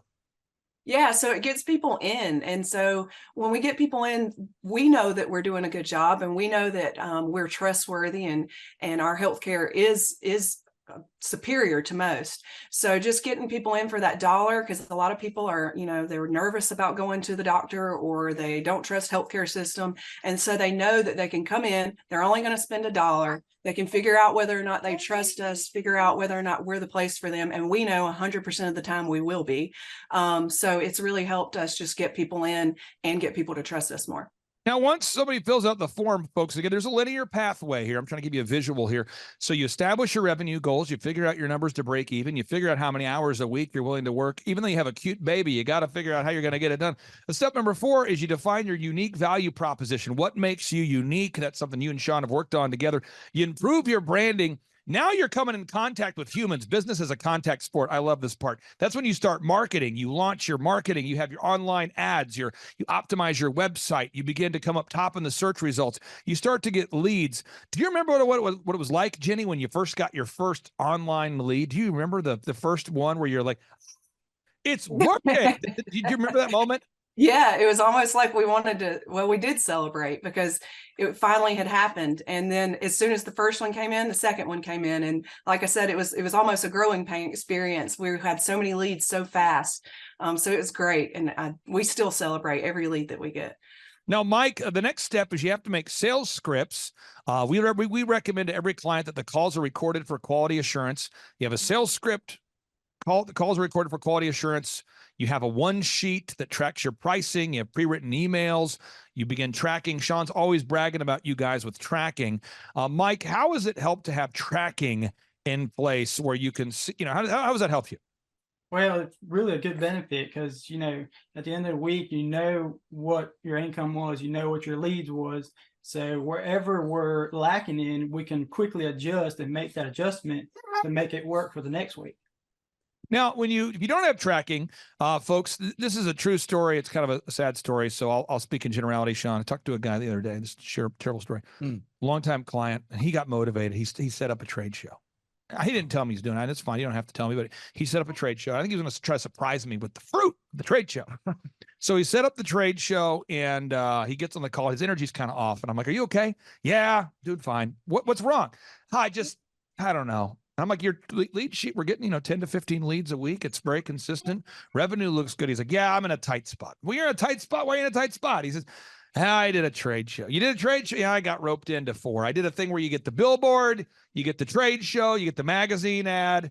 And I did the trade show and we got no leads. And I go, what kind of trade show did you do? And he says, well, I went to the whatever trade show. And Sean, what I find is that there's the emotional excitement about being on the billboard, being on the magazine cover, and he got called by one of these kind of scam. I call it a scamockery or jackassery. Yeah. They call you and they go, boop, boop, boop, boop. Hey, is this Sean? Yeah, this is Sean. Sean, yeah, we noticed that you have an incredible healthcare company, and we want to honor you by giving you the yada yada of the region award. It's the yada yada. It's a regional, it's a prestigious award. We'd like to meet with you. Can we meet with you? Yeah. So now I meet here. Now, Sean, again, we're on the phone, but I still like the phone voice here. So now Sean, so because we're so honored, we're inviting you to a plated dinner to honor your honor, your honoredness, your greatness, your humbleness, and it's going to be $1,000 a plate, for you and your wife. And did you want 4 seats or 8? Because most people do 8. Oh, I guess just 4. 4, and that does include a glossy magazine feature in we'll just call it like Missouri local top doctor jackassery. It's a great magazine. Oh. And you're also on you'll be on a billboard. We've teamed up with the billboard. It rotates through. You're going to see your face. Oh, hey, don't get too excited. And just because we're honored, we're not, again, we're just honored. Now, did you want to do the 4 tickets, sir? Yeah, absolutely. Now, the way it works is it's going to be 4 payments of $4,000 for a total of $16,000. And that's, no, I'm serious. And now they're in the trade shows, and he's going to the trade show, and there ain't nobody there. There is nobody there. To be technical, nobody was at this trade show. I mean, everybody was not at the trade show. No, he's got photos of like him and his wife and his team in an empty booth, and he's got a magazine and no leads are coming. And he was so excited to tell me. I'm sure you've never encountered this sort of thing, Virginia. Have you, Jenny, have you ever seen a situation where that sort of shamockery advertising has been entered into your world in some capacity? I've been there. I've been exactly what you're talking about. And I've set up everything and paid employees. And I felt like I was nothing more than a free pin show. The only people that were there were people looking for free pins. Oh, I know. And it feels terrible. And then you kind of have to sell it to yourself all day. But, guys, we're getting our name out there. Sean, can you pass the megaphone back there? Right behind you. Yeah, because I tell people, if you want to get your name out there, what you do is you just run outside and say, right, come visit New Concept Healthcare. And people go, why are you yelling at me? I'm trying to shop for my groceries. New Concept Healthcare. Get my name out there. Getting my name. Is this effective? Of course it's effective. I'm getting my name out there. And then that leads to buying frisbees, branded frisbees, koozies. You know what I'm saying? Branded pins. Yes. And all of a sudden, you buy these things. Sean, you know what I'm talking about. Oh yeah. Okay. Yeah. So now we have to do, and I'm going to show you. This is kind of the back end of one of my companies called Elephant in the Room, and you do a search for eitrlounge.com. And then you go to /staff. I'm not going to give you the password, folks, but you log in. And these are all the systems needed to run the haircut chain. Now, one thing I thought was very interesting is Truth Social, President Trump's social media platform. The other day they were disclosing, Newsweek was disclosing the revenue of it. Oh, and I just want people to know this because I think, I just full disclosure, I'm a very conservative person, but I just want people to see this. This is just something to look at. Truth Social, they declared in their filing that they did $3.3 million of revenue and had $49 million of losses, which, by the way, that's very normal for a tech startup company. And their users are going up. And they're having there's like a reaction in the marketplace. People are actually putting more money in. They're investing. The stock price is going up. But I don't know anybody that I've met in my life, but I've never been a client that can afford to bring in 3.3 million and lose 49 million. So like for my haircut chain, we have 5 locations. We bring in more than 3.3 million, and this just in, we don't spend 49 million. So we have to, we call it a lean startup. You got to keep that thing lean. And so when you go to eitrlounge.com/staff, every document needed to manage the business is here. So the opening checklist for the manager, you click here, boom, this is what the manager has to do to start the day. Everything is documented. And that's kind of where we're at right now with Jenny and Mike's business. We're in the process of building all those checklists. Yeah. Sean, what kind of checklists have you built so far? Oh man, we have a whole page. Their staff page is pretty built out. We're really getting there. I think more right now it's getting, correct me if I'm wrong, we need some managers in there so we can free you guys up from the business. And so we have a lot of the worker level systems. We're just now working on more of how do we get those manager level systems and find those high quality managers. Now let me give Jenny a little mentor moment here. This will be helpful for you. I'm going to hop on a flight in about 2.5 hours, 3 hours to go to Denver. All right. And I got to go to Denver to meet with the founder of oxyfresh.com. This is a brand we've worked with and helped them to grow to 550 locations now. 550 locations. Okay. And if you type in carpet cleaning quotes, we're the world's highest rated and most reviewed company in the world. Okay. 274,000 reviews. We've been holding this idea in our mind for 15 consecutive years. I've been working on this, Sean, before I met you. We're grinding. Okay. Yeah. And the biggest challenge that the locations have is managers, finding a good manager. And I tell people this, and it never goes over well, but hopefully eventually it will. I'll keep refining the idea. The kind of person that enjoys conflict, but also likes people is a good manager. Let me try that again. The kind of person that enjoys conflict, but also likes people is a good manager. And I have found it's not so much trainable as it's findable. So as an example, where we're getting ready to head out to Denver, Sean, you know my personality type, and you know that I have to pack all this stuff to get ready to go. You saw my suitcase out there. Yep. How many times do you think I've followed up with the people involved in the trip so far before leaving? Oh man, it's probably on your to-do list, and you've checked it off like probably at least 5 times today, I would think. And what kind of things do you think I might have put on my checklist to travel to Denver? First off, just making sure that the timing is working, making sure that you have all the stuff that you need, making sure that you have double of the stuff that you need in case something gets broken, making sure that the people who are there know you're coming and when you're going to be there and what to expect from you. What do you think I'm checking a bag?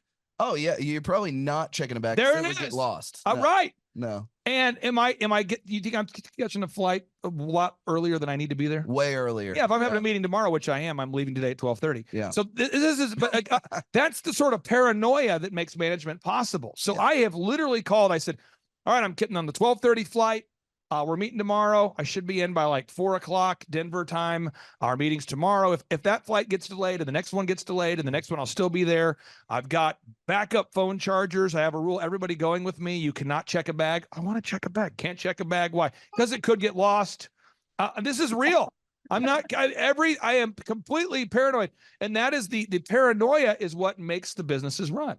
Yeah. Yeah. And I ask my staff every day, guys, elephant in the room, did you guys get a review? And they say, well, yeah, we got a review. You asked me 10 minutes ago. Okay, well, I'll talk to you in 4 minutes.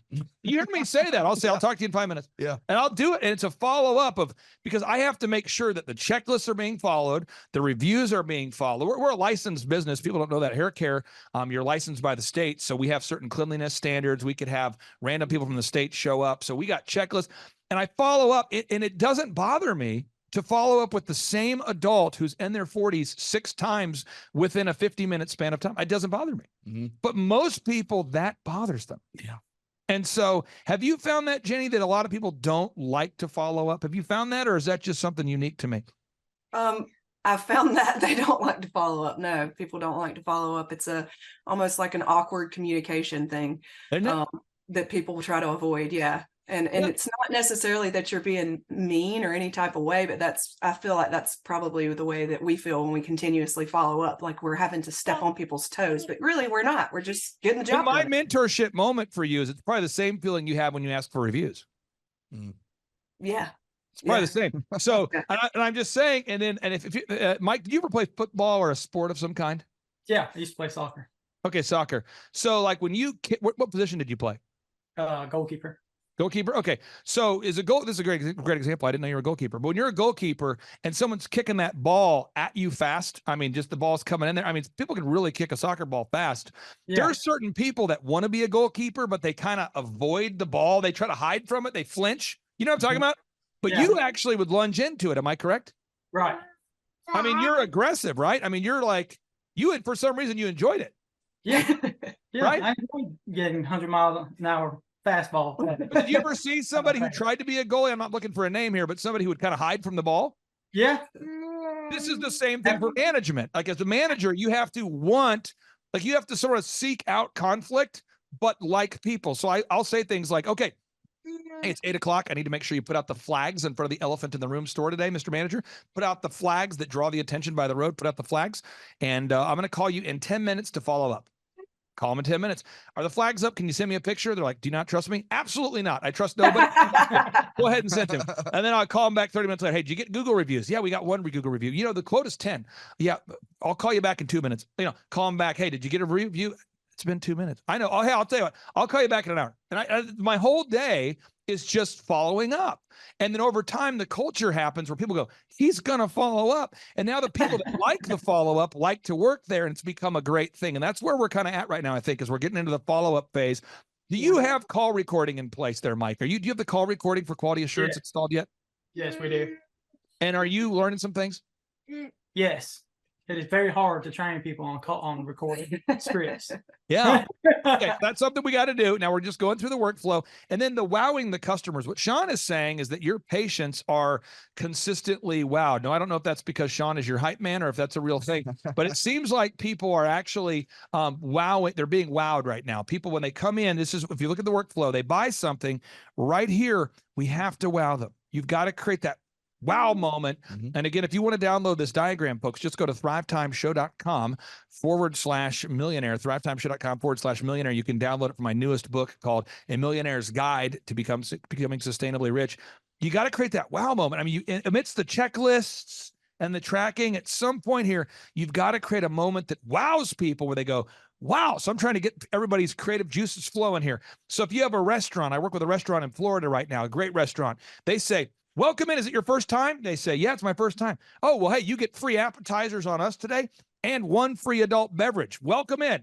And that every time it's that, wow. And then when you come back later and ask for a review or, hey, what entree do you want? Guess what? People become generous with how they buy. Another example, I work with an auto auction. The auto auction says your first time that you buy from the auto auction, you only have to pay $1 more than the actual cost of the vehicle, just to wow people, to get that going. I happen to work with a carpet cleaning business.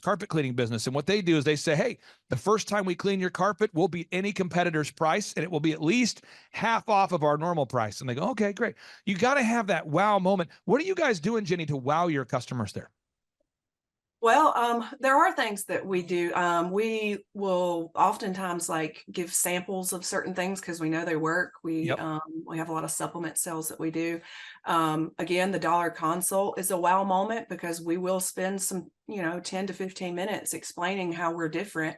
And I feel like they're wowed because of that. Also, our services are so much different. We spend time in the room with our patients. We listen to them. They're not just a number. And a lot of times people have never experienced that. So there's a lot of wow moments, I think, for all of our patients. Now, I understand that 59% of your customers are now from word of mouth. Is that accurate? Yeah.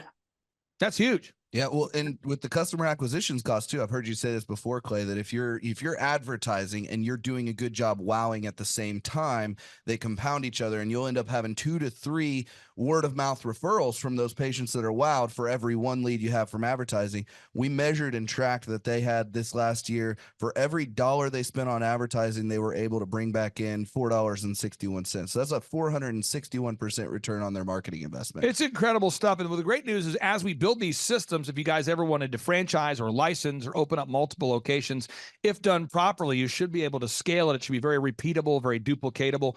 Other things you guys have done, you've implemented a database to keep track of your customers. You're gathering objective video reviews. You guys are really checking all the boxes. I'd like for you, if you can, Jenny, here, to give a word of encouragement for any of our listeners out there that are a little bit on the fence right now, and they're going, I have thought about scheduling a free consultation, but I don't know. I hear it's $1,700 a month, and can you maybe explain your thoughts, what you would say to anybody who's a friend of yours or family that asks you about the value about the business consulting? Oh, well, I would say that the $1,700 a month is an excuse not to have someone to mentor you. It's kind of like being in a gym when you need a trainer. We're not always perfect, and business owning is not easy, and you need a mentor. I've never missed the $1,700 a month, even when I was only 6 months in when we started with you guys. I've never even considered it a loss. It was scary at first to make that, but that wasn't an excuse. I knew I needed someone to guide me through this, and you guys have guided us through this, through the entire thing, through employees, through income, through spending, through all of it. And we come through so many problems. There are a lot of problems that are established when you have a business. I mean, you become very overwhelmed very fast, and you need somebody that you can call who's successful, who's been there, that says, you're not crazy. This happens to all of us. Here's what you do about it. It's been the best decision that we've made. Final question I have here for you, as far as having like a one-stop shop. Years ago, I hired a business consultant who was great. And he would say things like, and I'm not ripping him, I'm just telling you what would happen. He would say, Clay, you got to work on your business and not in it. I'm going, that's true. He goes, you got to delegate to elevate. That's true. Clay, your website is not optimized. And I'm going, this is great. Fresh perspective. I go, Bruce, could you help me optimize? No, I don't optimize. Could you help me work on it? No. Could you help me make a checklist? No. Do you help me with the print pieces that I need to make? No. Can you make a video? No. Do you help me with my online ads? No. Clay, and he was kind of he's an Northeastern American guy. And he used to say, Clay, baby, let me tell you what. I don't make print pieces. What am I, a print piece guy? I'm not a web guy. We know what I am. I'm a work on the business guy. You got to find a good web guy. So every meeting we would have would result in me having to find another vendor to pay another $8,000 to build the website, $4,000 to make the video, $5,000 to do. So every time he would give a recommendation, it would lead to another cost. Can you maybe explain the value of having a flat monthly fee?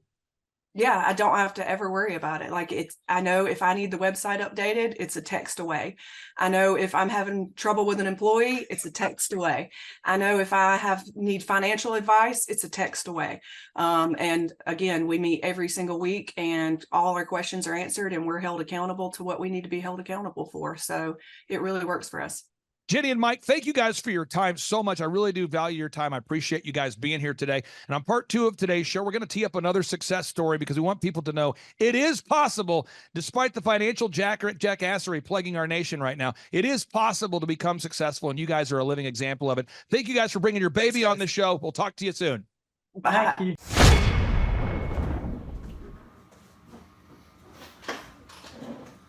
Hey, this is Dr. Jay Schroeder from HealthWorks Chiropractic here in Franklin, just outside of Nashville, and just wanted to record kind of my experience with Thrive over the last 16 months. I think it's been almost 18 months with these guys. They have really helped me turn my clinics around. I came to Thrive in February of 17. I could say 16 months later, I don't know where we have been without these guys, but I know where we're at now. We've got systems in place that make the practices no longer reliant on me being there for them to be successful. That was a huge goal of mine when I first talked to them. We're working towards our financial goals. We'll be there probably within 6 months. And my stress level has gone down. I'll be going on vacation next week, not worrying a bit about what's happening with my 2 practices because I know the systems that we put in place is going to make them run as if I was there. So I don't know what else to say, but thank you guys.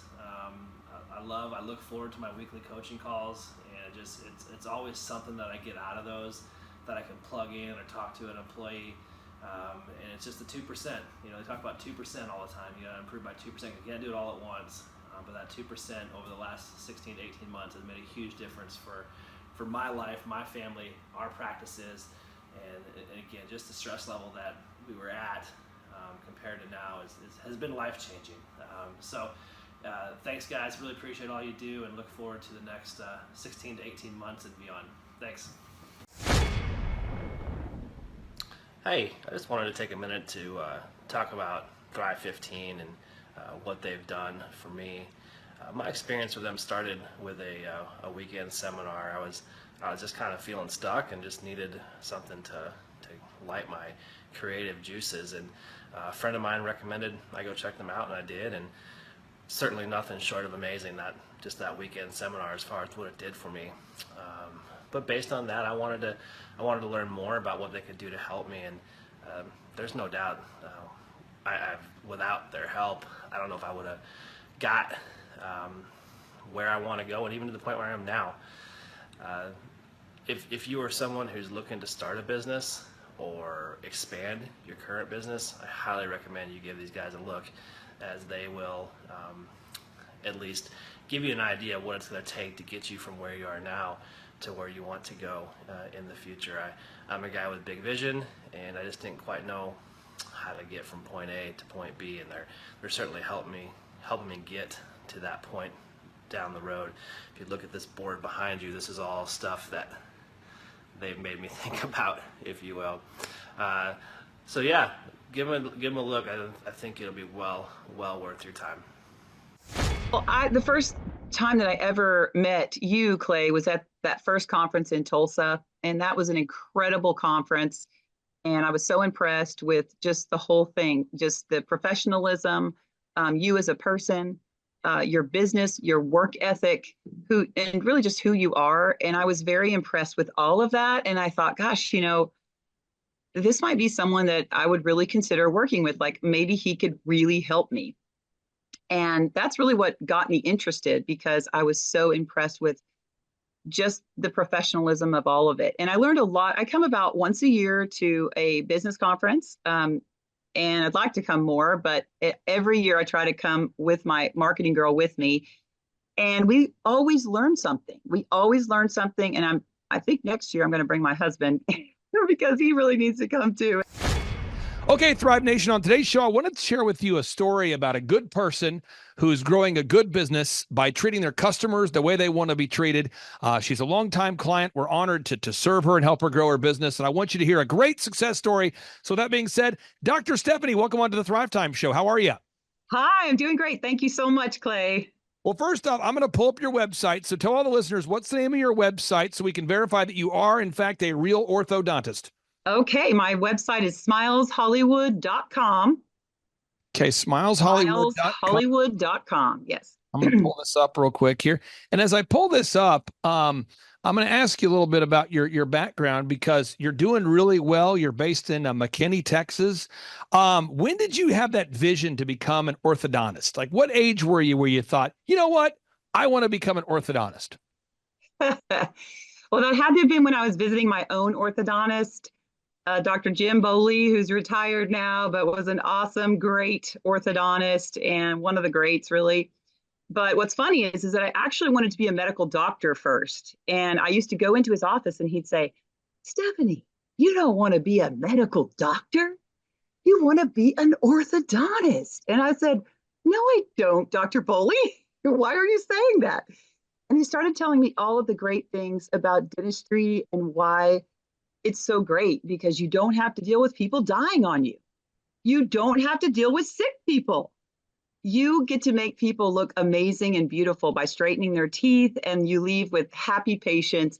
And he talked me into it, and I thought, that sounds like a great job. So that's really how I became an orthodontist. And you're in McKinney, Texas, right? So how long have you been an orthodontist in McKinney, Texas? So I've been an orthodontist for 26 years, practicing in McKinney. And when you went to medical school, what percentage of the time in medical school or dental school, did they spend teaching you how to market and or grow your own practice? Absolutely zero marketing skills. Okay. And so one of the great things that I love about working with you is, we get to help you grow your business, but you get to be more of who you are. I mean, you get to help more patients and help more people create great smiles, and then we get to do some of the nitty gritty stuff that maybe isn't your highest and best use. And so I wanted to focus on some of the things we've been able to accomplish together over these few years here. First off, from a branding perspective, I really do feel like your website is first class. And from when I talk to Andrew, you're the coach who works with you, I'm always hearing that more and more patients are coming in from Google. Could you talk about that? How much of an impact does it have having maybe a rebranded or updated website and Google leads coming in? It has had a huge difference, absolutely huge difference in our patient load coming in. And, before I really wasn't tracking really well. And that's one of the things I learned from Thrivetime Business was how to track patients coming in, how to really, how to see where they're coming from. And at the time, I really didn't know much about Google. And, being an orthodontist for 26 years, I didn't really know a lot I kind of went through a time where I went through shock. It was really what I call culture shock, because the old ways of marketing were not working anymore. And because I really didn't know about online marketing, I was still doing, phone book ads and magazine ads and all of these things. And so Thrivetime has really helped. I started out with 97 reviews. Now we have almost 600 reviews. And, it takes a long time to get those reviews, and you have to really work diligently. And, Andrew was amazing. My coach, he's fantastic. Really, really had to prod me sometimes because, sometimes I was like an old mule and just stuck my feet in and said, no, I don't want to do that. And he said, trust me, it works. And I just kept going, and he kept pushing. And I tell you what, it's really working. We're getting a lot of patients from Google, and it's fantastic. Now, as far as gathering patients from the Google search results, there's a couple of things that have to happen. I mean, one, you've got to have the most content. There's 4 variables. One, you have to have the most original HTML content or text. Second, you have to have the most objective reviews from real customers. Third, your website has to be in constant mobile compliance, where we're updating the website to meet the current updated guidelines of the ever-evolving internet. And then we've got to make sure your website is canonically compliant, where it basically follows all Google's rules. How much has that helped your peace of mind, knowing that you have a team that's helping you update your website every month and that you don't have to do that? It is a huge relief, an absolute huge relief, because I know that these things are being done. The SEO is being done properly. The backwriting under the website is being done properly and increasing, and we're relevant every single day. We're relevant because I know these things are happening. And before, I actually was trying to do some of these things on my own. And, I'm not the best writer. And then I realized, why am I doing this myself? Because honestly, I don't have the time. And so it's really a great relief to know that these things are being done and that they're working.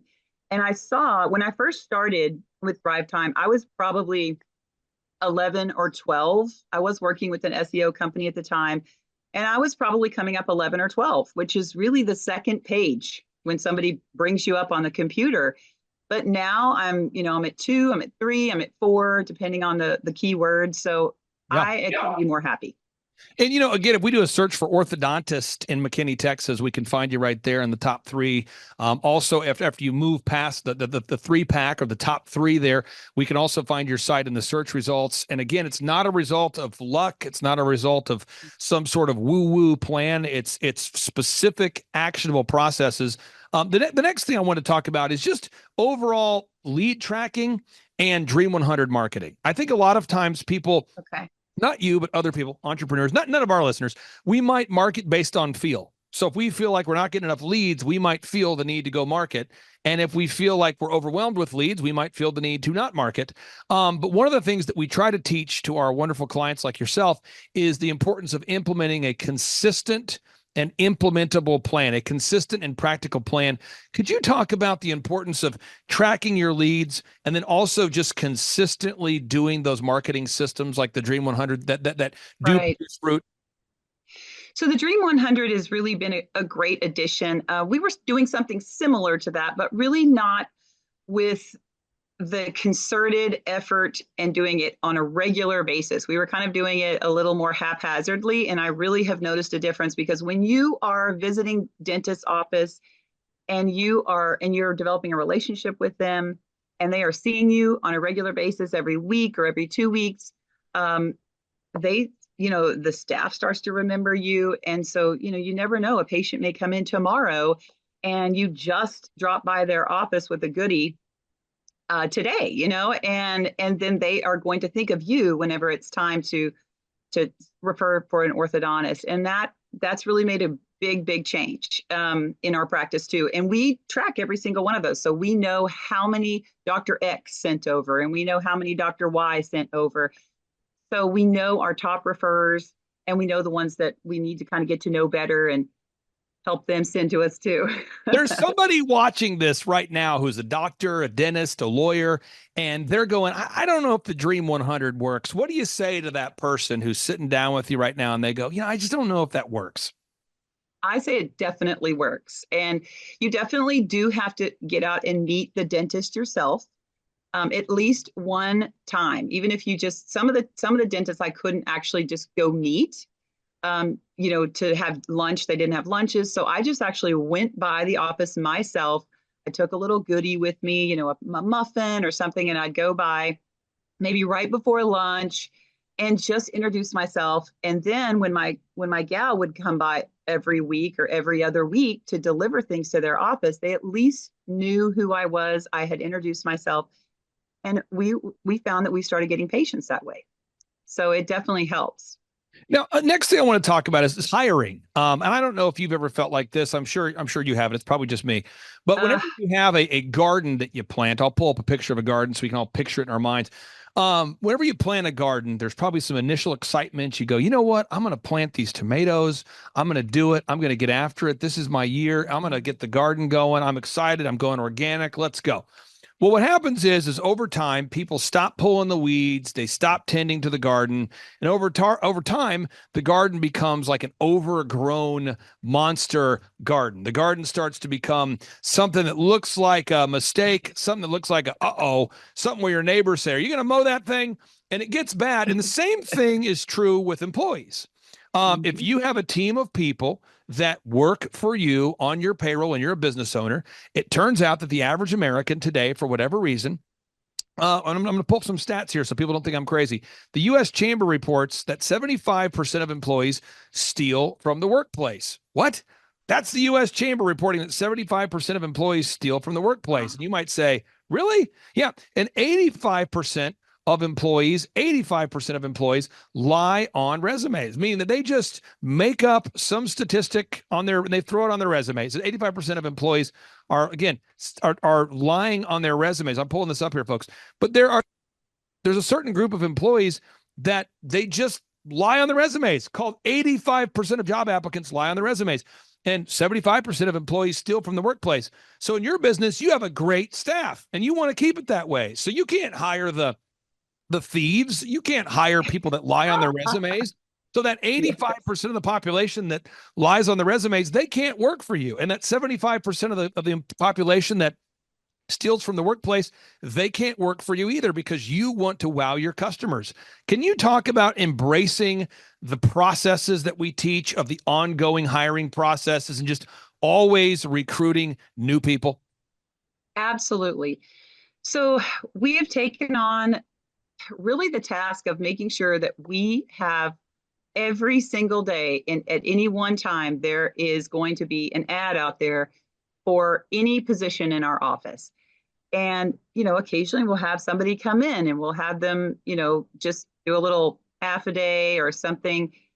And what's really interesting is that even my employees, even when I'm not needing someone, my employees will be like, why are we having somebody come in, do a working interview? And everybody gets really nervous, but it actually also helps them get on their best behavior again. So, but it's like, if you always have someone waiting in the wings, then should you have someone that drops off, maybe their husband gets transferred and they're a wonderful employee, but it's just, now they have to move and now you've got someone that you can hire. Or if you have someone that's like what happened in my office where, it was a inventory day and doctors weren't there and she decided to go work out and hang out with her boyfriend for 5 hours and then forgot to clock out, so that's called stealing. Yeah. And recently, and these are just real examples I'm sharing with people. I've had some of my really, really nice employees. Two of them decided to have a baby and start a family. And so I'm not going to hold an employee hostage. I'm not mad that they decided to move on, but you get to a place where if you're not careful, folks, you're going to find yourself in a kind of a defensive posture where you're not going to be able to cover the appointments, the obligations, the customers that are reaching out to you. So if you're out there today, hiring has got to be a process and not an event. So again, just recapping: the branding, the marketing, the search engine optimization, the hiring, the tracking. I want to talk about retargeting ads. Retargeting ads, whenever somebody goes to your website, we've got to have ads that follow people around the internet. So that way people constantly see Smiles Hollywood, Smiles Hollywood, Smiles Hollywood. Yes. And that creates top of mind awareness. Can you talk about how important it is for you to know that you have a team of people thinking about those kind of things? So again, you don't have to. Absolutely. And I think just being a Thrivetime customer really makes you feel like you're taken care of in so many different areas, because I didn't even know what those ads were when I first became a client. I didn't even know. I remember thinking, I wonder how you get to have an ad when you're going to your bank account and then all of a sudden this thing pops up, for some brand of sunglasses that you were just looking at, I thought, how do you get those ads? How do you even find out about them? And so these are the ads that you guys fixed us up with, and they're fantastic. And I do know that they do bring in patients. Now, coaching is an ongoing process. Every week, Andrew meets with you. Every week, I know this might sound shocking for folks out there, but every single morning, our coaches have to meet with me at 6 a.m. And I ask them every morning, I say, how's your client doing? And I go over all 160 clients. It's a real thing. I go over 40 clients every single day. I go over the checklist of all 40 clients every day. And we do that you do every single morning. So every week we review the files of all 160 clients to make sure you guys are thriving, you're growing, you're not backsliding, everyone's doing well. Could you talk about the importance of having somebody who, A, helps you track, but also kind of pushes you to be your best? Well, that has been a lifesaver because honestly, I kind of learned it on myself because Andrew was good about pushing me, and he would say, okay, well, did you meet with your staff about this or that? And I said, oh yeah, I didn't quite do that. And so he was really good about reminding me that I needed to meet with my staff once a week or once a day, whatever it was, depending on the item.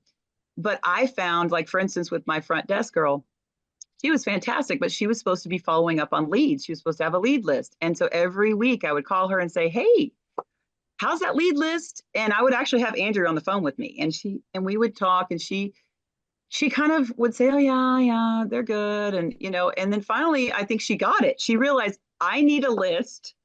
And so I think she realized Dr. Kreis is going to ask me every week, and I better get organized here. And so she actually came up with her own lead list in her own little system, which was fantastic, by the way, and has helped us tremendously at the front desk. And anytime we go over the lead list, because I have about 3 employees that have lead lists, different kinds of lead lists, and she is fantastic.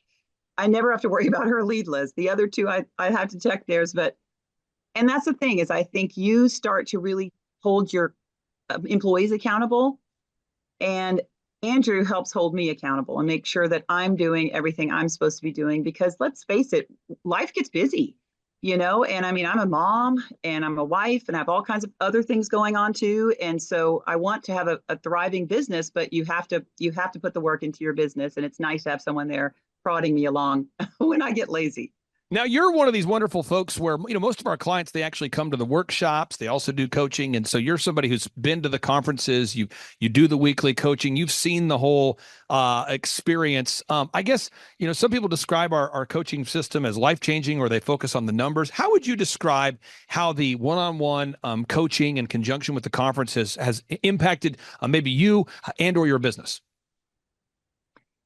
Well, the first time that I ever met you, Clay, was at that first conference in Tulsa. And that was an incredible conference. And I was so impressed with just the whole thing, just the professionalism, you as a person, your business, your work ethic, and really just who you are. And I was very impressed with all of that. And I thought, gosh, this might be someone that I would really consider working with. Like, maybe he could really help me. And that's really what got me interested, because I was so impressed with just the professionalism of all of it. And I learned a lot. I come about once a year to a business conference, and I'd like to come more, but every year I try to come with my marketing girl with me.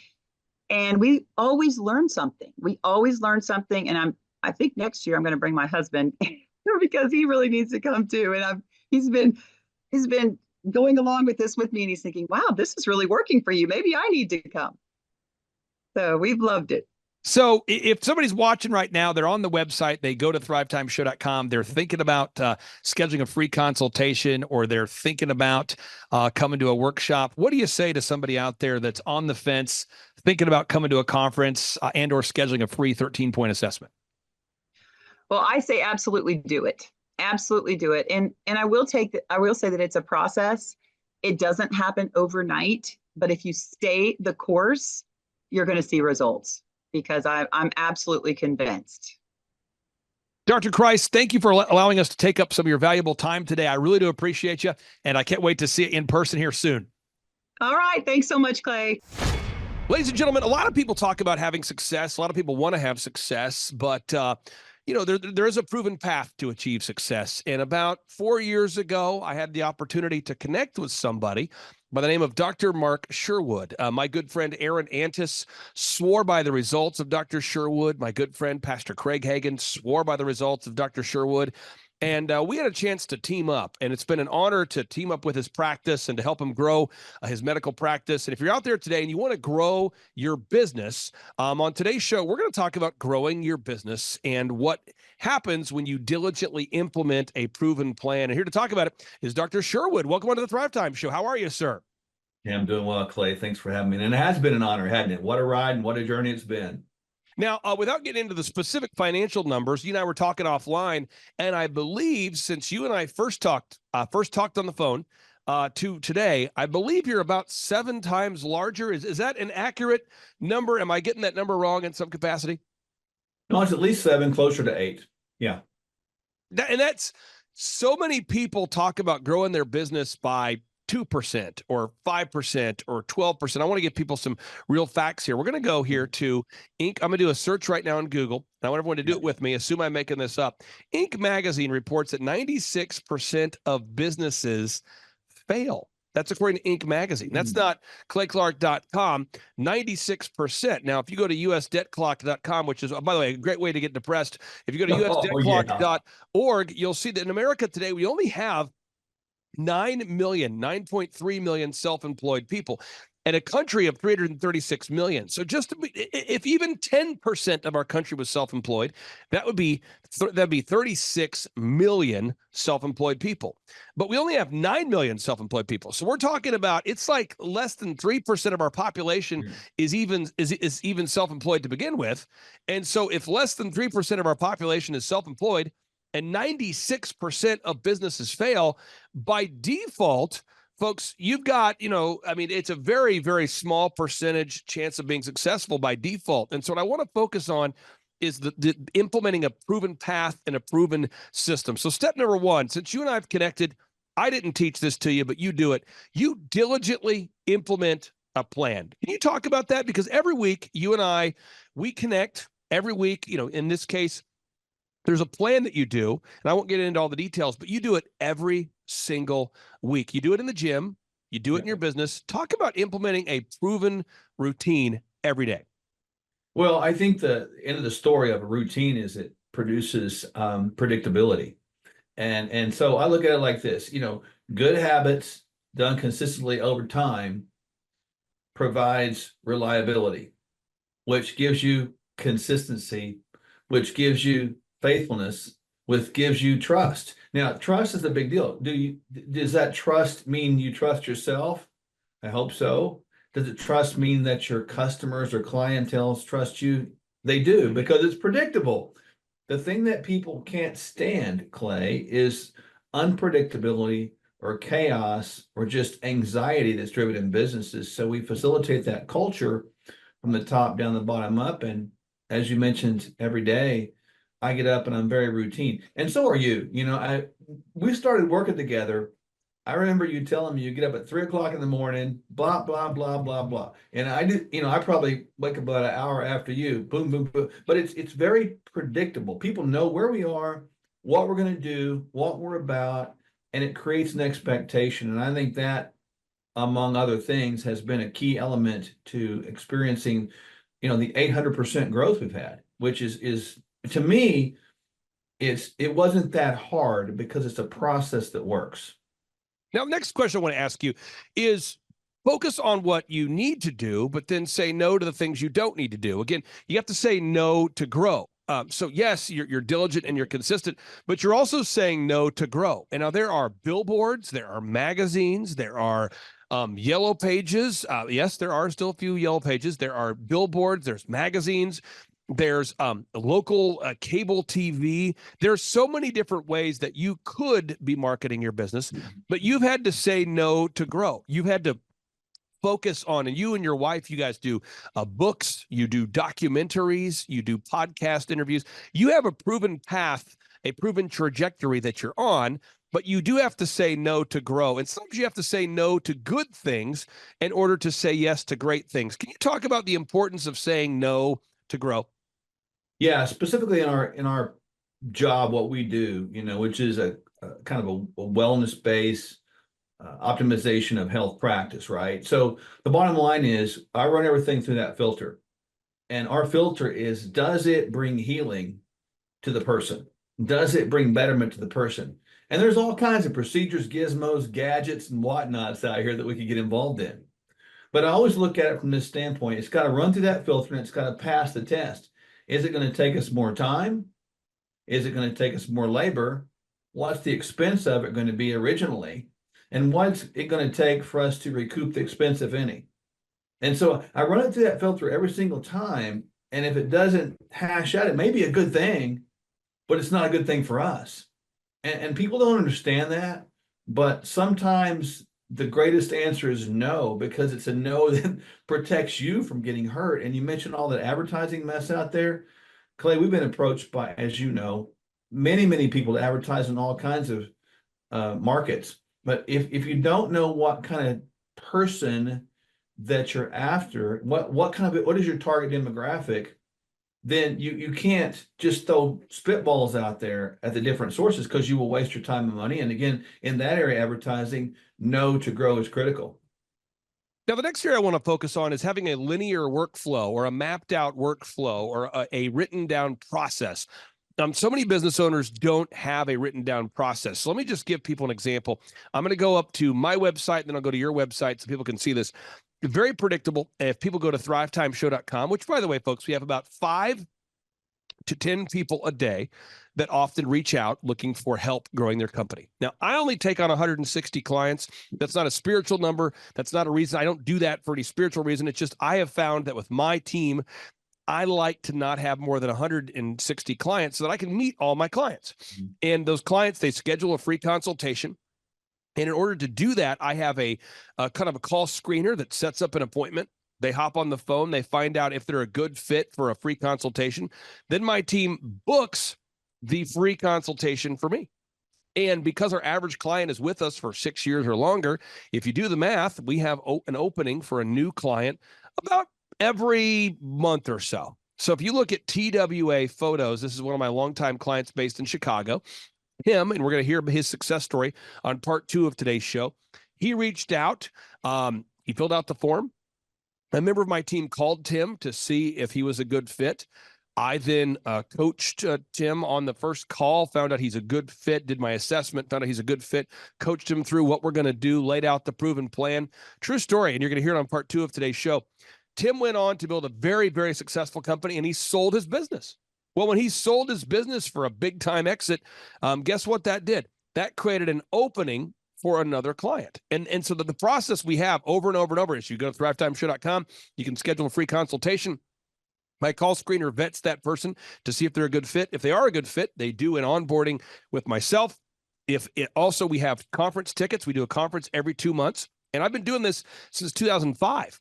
So since 2005, I've been essentially doing the same process over and over and over. That's why when you click on testimonials, you will literally see thousands of client success stories, just thousands, not 100, not 50, but thousands. So I want to see if you can walk us through, what does the workflow look like when people go to Sherwood.tv? What does that workflow look like? It's fascinating. And again, you and I just kind of hit it off because we think the same way. So we have, we have an opportunity. People visit our website and we get, hundreds of visitors every day, and people can fill out a little questionnaire. It's like a health assessment questionnaire. It's free. And they get put through a series of, funnel emails to sort of qualify what they want to do. And it sort of kind of vets them at the outset. But if they want to work with us, just like yourself, we have a free webinar that they can go to. At that point, after attending the webinar, Clay, they then have the opportunity at that point to schedule a one-on-one assessment intake appointment with my wife and myself. At that appointment, we determine whether or not they're a good fit. If they're a good fit, we develop a plan for those and execute the same plan with the same form that's more personalized for their lives, much like you personalize that plan with the same general processes for that business. We personalize that plan of the same general processes for their life. Now, when people work with me, with my business, and I'm not a medical business, I have a proven process and a proven system. And so when people go and they go to thrivetimeshow.com and they look at the different success stories, we have companies like oxyfresh.com. We've helped them to grow now to 570 locations, 570. And I could go on just listing examples all day. We take companies like Shaw Homes, help them grow from $15 million to $150 million of revenue. And we just have so many success stories. It truly is epic. And that's why the parent company is called Make Your Life Epic. That is what we do, make your life epic. Dr. Sherwood, I would say what he does is very analogous to what we do for business, he does for your body. Yeah. And so, I believe what he does, Dr. Sherwood, Sherwood.tv, what he does for your body is very analogous to what we do for business. We guide people down a proven path, and we actually tell people before they decide to become a client what the path is. We tell people, this is what we're going to do to get you from where you are to where you want to be. Now, I know a lot of people, I would say specifically 3 people that I see on a weekly basis who have lost over 40 pounds since going to Sherwood.tv. So 3 people that I see on a weekly basis have lost over 40 pounds as a result of going to Sherwood.tv, learning about the protocols you offer, and then following those. You tell people in advance what the protocol is going to be. That's very different from a lot of other medical programs that kind of hide the program or the protocol from the potential customer, from the potential patient. They hide it and they say, once you sign up, then we'll teach you the protocol. Why are you so transparent with teaching people what your protocol is going to be before they become a patient? I think it produces trustworthiness, Clay, because a lot of times with what we do, transparency is key, because my wife and I do it too. And again, I'm not knocking anybody else. I just know that what you just said is very true. It is analogous to you making someone's company greater. I want to see their lives get greater. I want to optimize their health, give them the biological aging process of speed that's optimal so they're not aging too fast. And so we live it out, we do it. And then it's no secret, man. There are some processes that work. And I tell them, if you're willing to do this, this will work. And they see us doing it every day. We don't hide our lives and we don't shield them. We don't do something, tell them to do something we're not doing ourselves. So I think it's exactly as you said. And to your point, we deal with a lot of entrepreneurs that have worked with you and do work with you. So the interesting overlap is cool. I can think of a couple of people that we've worked with that also are your clients in their business, and I've watched their businesses explode as their personal lives explode. So the synergy there is just astounding to me as I think about that. Now, I want to walk people through this again here, folks. Again, we're trying to walk you through that. How is it that a doctor, a medical provider, a health facility is able to grow their revenue by 8 times within a period of just a few years? How is that possible when 96% of businesses are failing? One is you have to have a proven plan. 2, you have to implement that plan each and every week. And 3, you have to measure what you treasure. You just have to measure what you treasure. You have to track or it's going to slack. And that's true with health, and it's true with wealth. You have to track or it's going to slack. And so any area of our lives, if you're listening right now, you talk about your faith, your family, your finance, your fitness, your friendship, your fun, any area where we are not achieving at our optimal performance, it's probably because we're not measuring what we're treasuring. It's probably we're not focusing on it. And again, I'm not attacking anybody out there. There's somebody out there listening right now. You are in phenomenal physical shape, and financially, you're not in shape. There's somebody else out there listening. You're in great financial shape. You're in great physical shape, but your family's not in great shape. Somebody else out there, you say you got your family, you got your faith, you got your fitness, you got your friendship. But you're really, really in a bad spot in another area. So whatever we measure is what we treasure. Talk about that for a second, because you have a way of helping your patients and your clients to measure what they treasure and to track. And I see people all the time coming into my office of being excited. They've lost 4 pounds. They lost 6 pounds. They lost 9 pounds. They lost 20.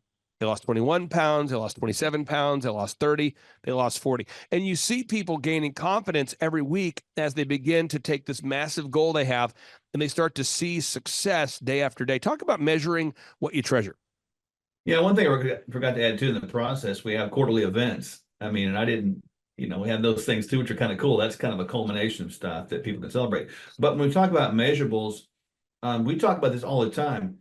Physical, emotional, intellectual, spiritual, financial, the 5 parts of a human experience. And so, and I talk to them. I don't get into heavy dealings with their debt though, but I talk to them about eliminating debt and building equity. But I use that same terminology within health. I don't want wellness debt. I want wellness equity. So in other words, if you can't measure it, don't do it. I never do a test unless I know what I'm asking, what questions I'm trying to get answered, and why I'm measuring it. I don't do that. You mentioned weight loss. We have a unique way to measure that, not just about what the scale says, but I'm measuring their body composition, Clay. I'm measuring their percent body fat. I want to know how much muscle they've maintained or grown and how much fat they've been able to lose. I want to know their visceral fat level. I want to know their blood pressure. I want to know all their scores that I can find. We've even got tests that can score their biological aging processes and speeds and actualities. It quantifies that into measurable components. And so we're actually developing right now, and I haven't got it rolled out yet, a quotient. We're going to call it the FMI age, and it's going to be a little massive thing that we're going to put together. Because, I think people are aging in a way that is probably too fast, and I think we can probably age better. But to your point, I concur 1,000%. If you can't measure it and it's not quantifiable, don't do it, because then it becomes a distraction. Now, I want to tap into your wisdom on this, let you kind of show off what you do a little bit here. One of my wonderful clients is called Kolaw Fitness, and Charles Kolaw. He started out doing personal training. And on part 2 of today's show, folks, you're going to hear his success story too. So you're going to hear the success story of TWA Photos. You're going to hear the success story of Kolaw Fitness. He started out doing personal training, and then he decided, I want to open up a gym. And then he said, I want to open up a second gym. And that's where we met him, is as he was scaling the business. And so what he does when people want to lose weight, I'll tell you his secret. He tells them, here's the deal. I need you to not eat wheat, no sweets, and no alcohol. And people are like, what? He's like, no wheat, no sweets, no alcohol. We'll see you 3 days a week working out. And he starts that process. He starts small, no wheat, no sweets, no alcohol, 3 days a week working out. And then over time, they start to add maybe more detail to it, more supplementation, more detail, maybe more vigorousness to it. But they start off with no wheat, no sweets, no alcohol, 3 days a week working out. And then they start to build on that foundation. I want to get your just for anybody out there that's thinking about becoming a Sherwood.tv patient or client, and they're maybe concerned about what's going to be required of them. What sort of life changes need to be made in the lives of people that, are thinking about implementing the Sherwood path? And I know there's a lot of details, a lot of research that you do into each and every patient, but what are a couple practical steps that every single one of your patients has to implement right away? Well, I appreciate, I know Charles and his wife, great people, by the way, and I concur with what he said. That's a great start for anybody right there. So at least take that. I think for us, our advice would be, simply put, if it's real food, eat it, don't diet. If it's in the original package, it's fine. If you can imagine it being in that package in the Garden of Eden, it's fine. So I tell people typically to stay away. It's going to sound crazy. Anything the government subsidizes, don't do it. That's kind of what I tell them with food. And then people can go, oh, yeah, I get that, because the government subsidizes wheat, corn, soy, dairy, and that kind of mess, So I tell them stay away from that. Then I tell them that every day I want you to try to get, somewhere between about 7 hours, give or take, is probably, if you can get that much. And then I tell them every day that you don't move is a day you're dead. So I want them to move more, sit less. The days you don't move are the day that you are going to be into rigor mortis. So I make sure I tell them that. And then I want them to have the last little bit, speak life over self, man. Don't speak death over self. Because many times people can walk themselves into a process of oblivion by talking themselves into death every day, saying they can't do it. Now, for anybody out there that hasn't worked with us, I mean, you and I have had the opportunity to work together faithfully each and every week now for years. What would you say the impact has been on your business? Working with us, you and I working together. For anybody out there who's maybe thinking about working with us or becoming a client of ours. Well, without question, people need guidance today, Clay. It's like a ship without a rudder. You represent the rudder. You can teach them how to drive, but you also shift that boat in the right direction. And I would recommend people do connect with you, because you will do a good job. It will be consistent. It will be predictable. And if people just copy these habits, no matter what business you're in, you can adapt them to the business. The habits work, and you will see a good return on that investment, and it will exponentially grow. And then the last thing I'll say with that, when you connect with Clay Clark, you need to set your bar high. He will not let you set that bar low, because he's going to stretch you, he's going to push you, and he's going to get I'll just say it like this: he will pull the potential out of you and get you believing again in a good way. So highly recommend it. It's working with you has been an honor. It's a true win-win. For anybody out there that's looking for health optimization, check it out at Sherwood.tv. And again, what you do is so analogous for health to what we do for wealth. And so for anybody out there, if you're looking to optimize your health, check out Sherwood.tv. Dr. Sherwood, thank you so much. And again, for anybody out there that doesn't know the story here, which should be everybody, you and I were just talking offline the other day, and you were saying, hey, Clay, I just wanted you to know, since you and I first connected, we're up, 8 times. And I just thought, well, man, there's so much discouragement in the world we live in. We need to document this and get this on camera. So thank you for keeping us updated, sir. And I can't wait to have you on the show next week. You're welcome. Thanks for having me, as always. Take care. Bye-bye. I'm Dr. Brett Kaspaum, and I was looking to learn more about business, scaling, selling, closing, potentially franchising, growing that business, and actually working on it and not as much in it. Oh, goodness. It's going to take me a little bit of time to process everything I brought in over the last 2 days, but there's definitely some things I need to go back and implement immediately. Some with key players, some of our processes, systems, some scripting. We've been using scripting. I think we can improve on it, and that's definitely one of the first things we'll do, because we're seeing the patients coming in, on a real regular basis, and I think we can capture more of those patients with even a small tweak of some of our scripts. Coming to the workshop today has definitely been helpful in adding to and giving the big picture, the 10,000-foot view. So I would recommend everyone who's been working with one of the coaches that's part of Thrive 15 to definitely attend one of the workshops. You network with other business owners. You learn from other people's questions. If you're just considering being a part of one of these coaching teams, this is a great place to start. You'll get that 10,000-foot view, and then you can work individually with a team of coaches to really hone it in and give you those action steps to move forward. So definitely, if you're on the fence, come be a part of it. Welcome to Tulsa on behalf of me. You have questions? America's #1 business coach has answers. It's your Broda from Minnesota. Here's another edition of Ask Clay Anything on the Thrivetime Business Coach Radio Show.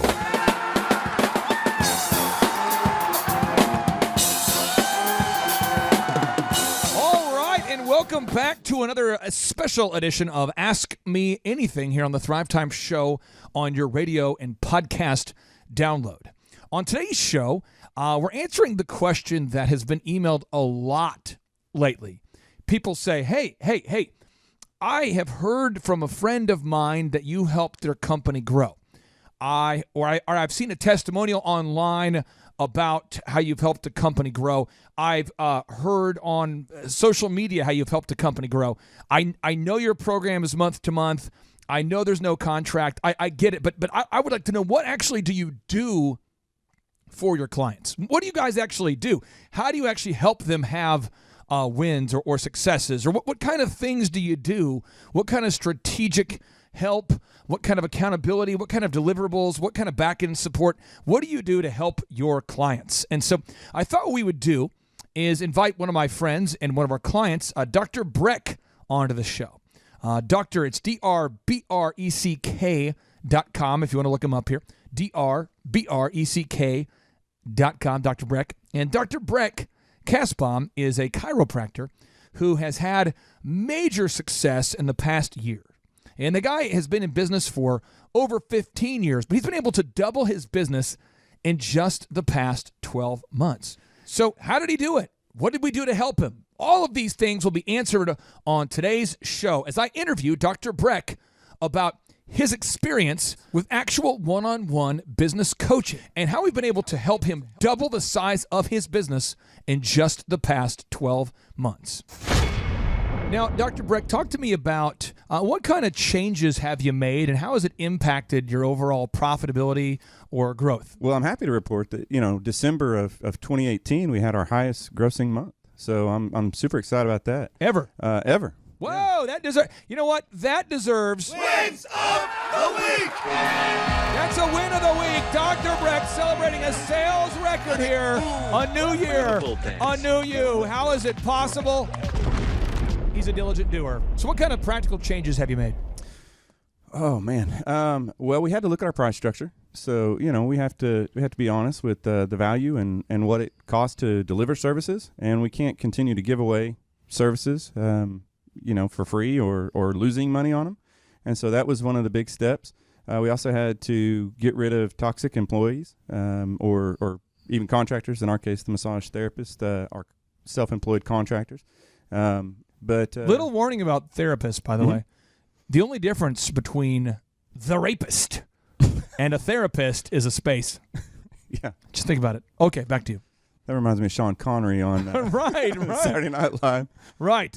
Now, okay, so other changes you've made this year. What other changes you made? You fixed the pricing. I was non-existent on our SEO. I mean, search I engine. literally is non-existent. Not findable. I mean, you may have found me if you put my name in exactly spelled correctly. You might have found me on like 20 pages back. Got it. But now you got all the content, all the tags, all the Google reviews. Yeah, so that all started from scratch, and we now have like 257 reviews, and we're climbing the Google search engine each day.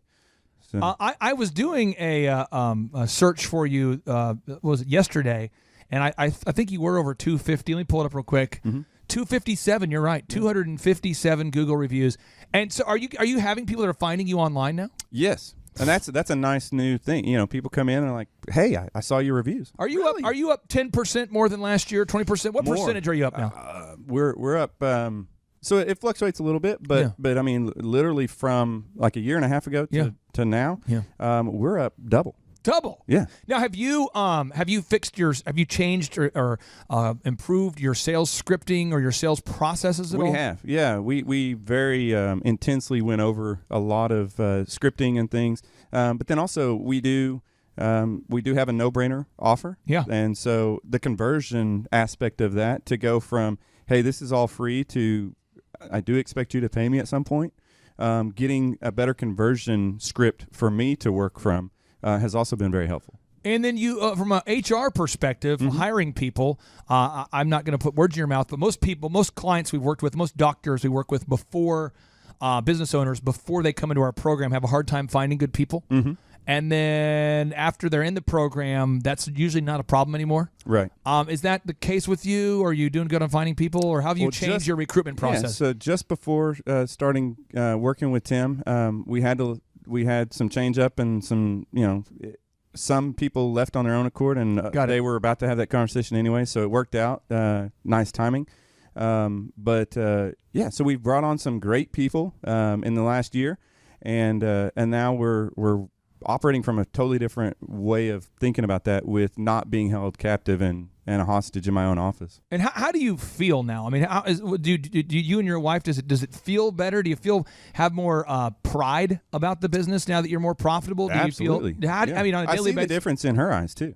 Really? Yeah. I've been a doctor for the last 15 years, but to be a successful doctor is kind of a little better. right. And so I needed the action, like tangible action steps, like give me a task to do today that I can put my hands to work on doing that. But I mean, I had to borrow money from family members. Thank you, Dad. Big shout out to your dad. I owe you. I mean, it was tough on my wife. She's a school teacher, and we were living paycheck to paycheck every month, trying to rob Peter to pay Paul. Got it. And not fun at all. And you're a doctor. You're a chiropractor. Yeah, it's embarrassing. Your business does not have to be embarrassing, and you don't have to feel stuck. But you do have to take action if you want to get unstuck. Thomas Edison has said, and I quote it so many times on the show, vision without execution is hallucination. So if you feel stuck, you feel overwhelmed, you don't know what to do, just reach out to us today. Just reach out to us today. Go to thrivetimeshow.com and schedule a 13-point one-on-one assessment with yours truly, and we can see if we can help you. Again, my name's Clay Clark. I'm a business coach. Big shout out to Dr. Breck. And as always, we like to end each and every show with a boom. 3, 2, 1, boom. My name is Joe Lai, and I'm with Kirkpatrick & Lai Orthodontics. At Kirkpatrick & Lai Orthodontics, we create beautiful smiles by straightening kids' teeth and adults' teeth. The services that Clay and his team provide would be something like how to get more customers into my business and get the message out that I'm the best orthodontist in Tulsa. He does that by social media. We get the word out through videos and pictures and being just top mind awareness, as he would always say. Also how to reach out and create that bond with my referring doctors. He helped me kind of get somebody in-house to go out and meet doctors and help me kind of continue building that relationship while I do the work. Website. The website's so majorly important. We get several patients through our website. And what he's doing is there's a certain way that you want your website to look and certain content because you want call to action items in your website, and we didn't have that before. So now we get 7 or 8 new patients just through the website alone. Clay and his team are, I would just say they're over the top. I mean, nothing is too big, nothing's too grand for Clay and his staff and his team. I mean, he says boom, he really means it. I mean, they over deliver, really, to be honest with you.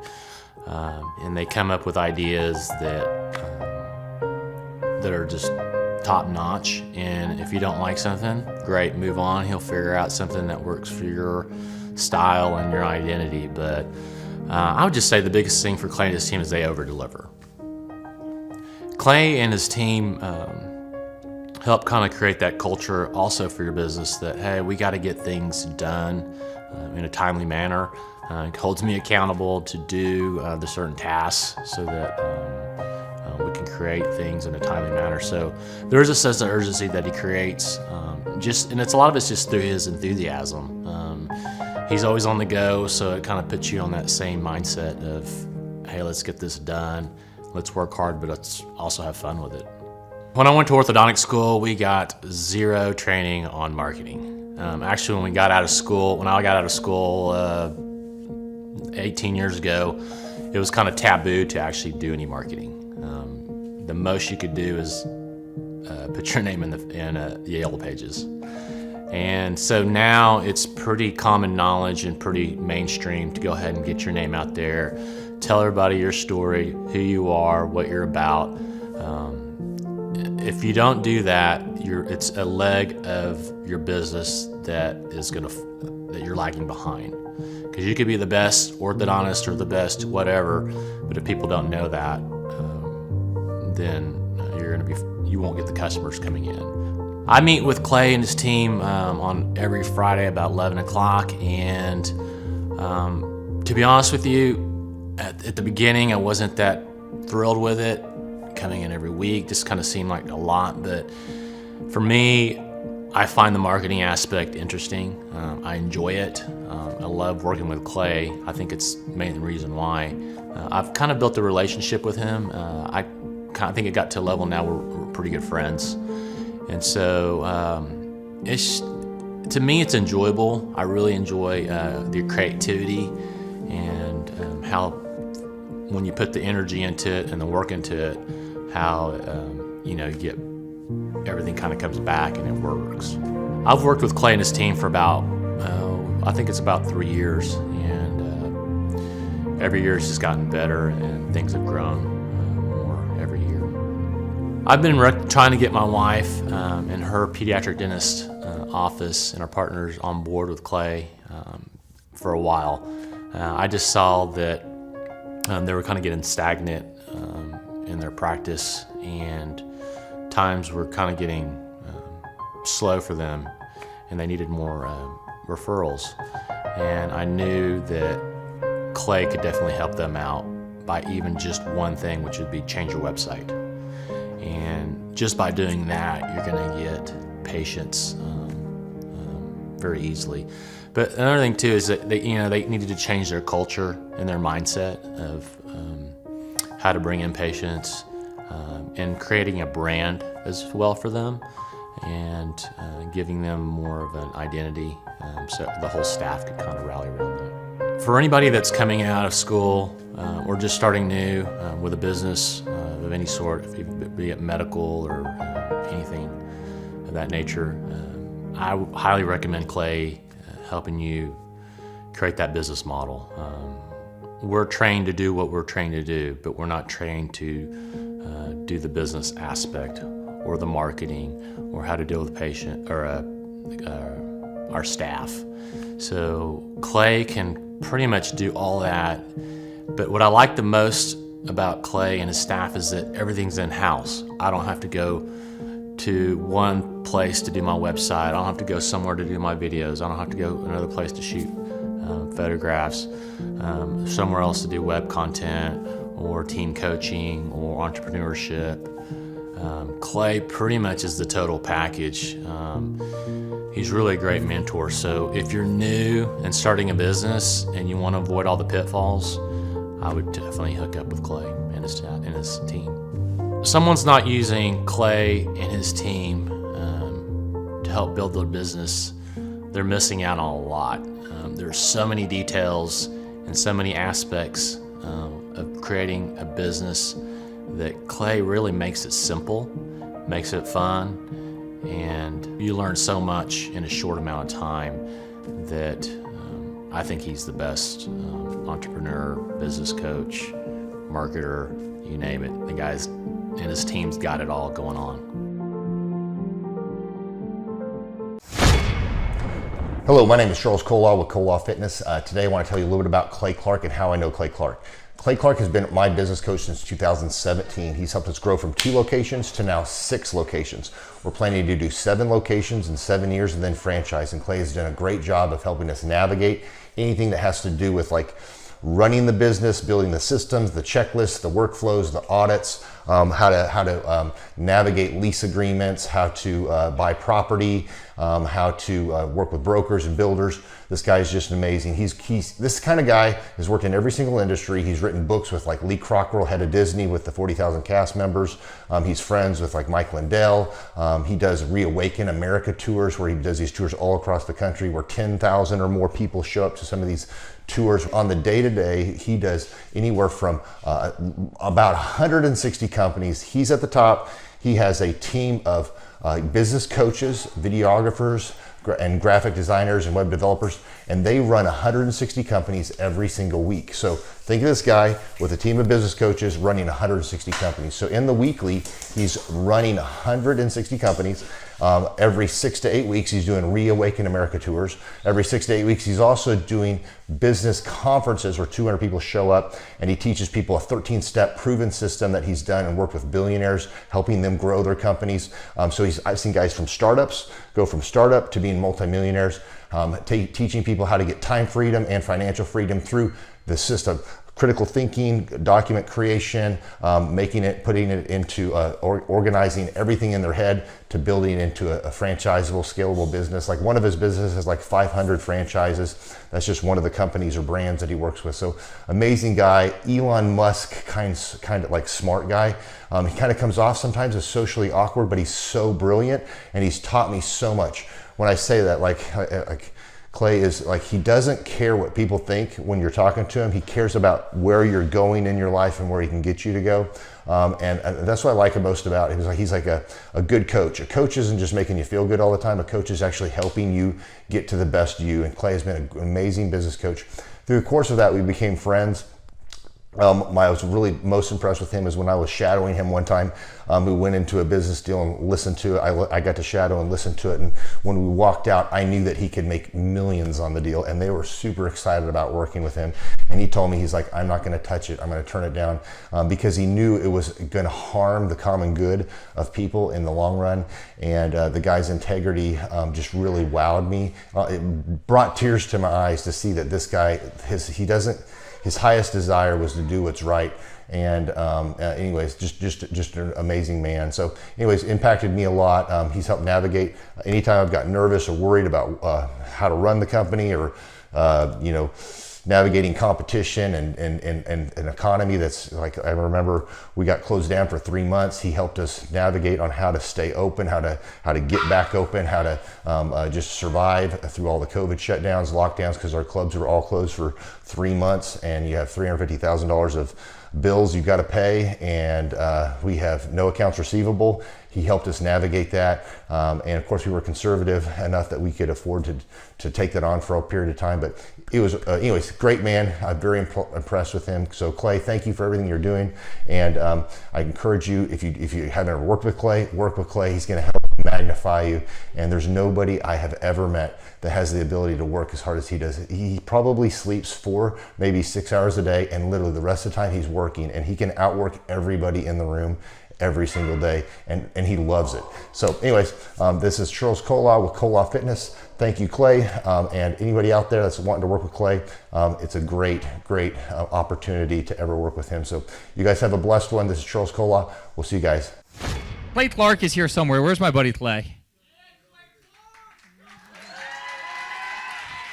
Clay's the greatest.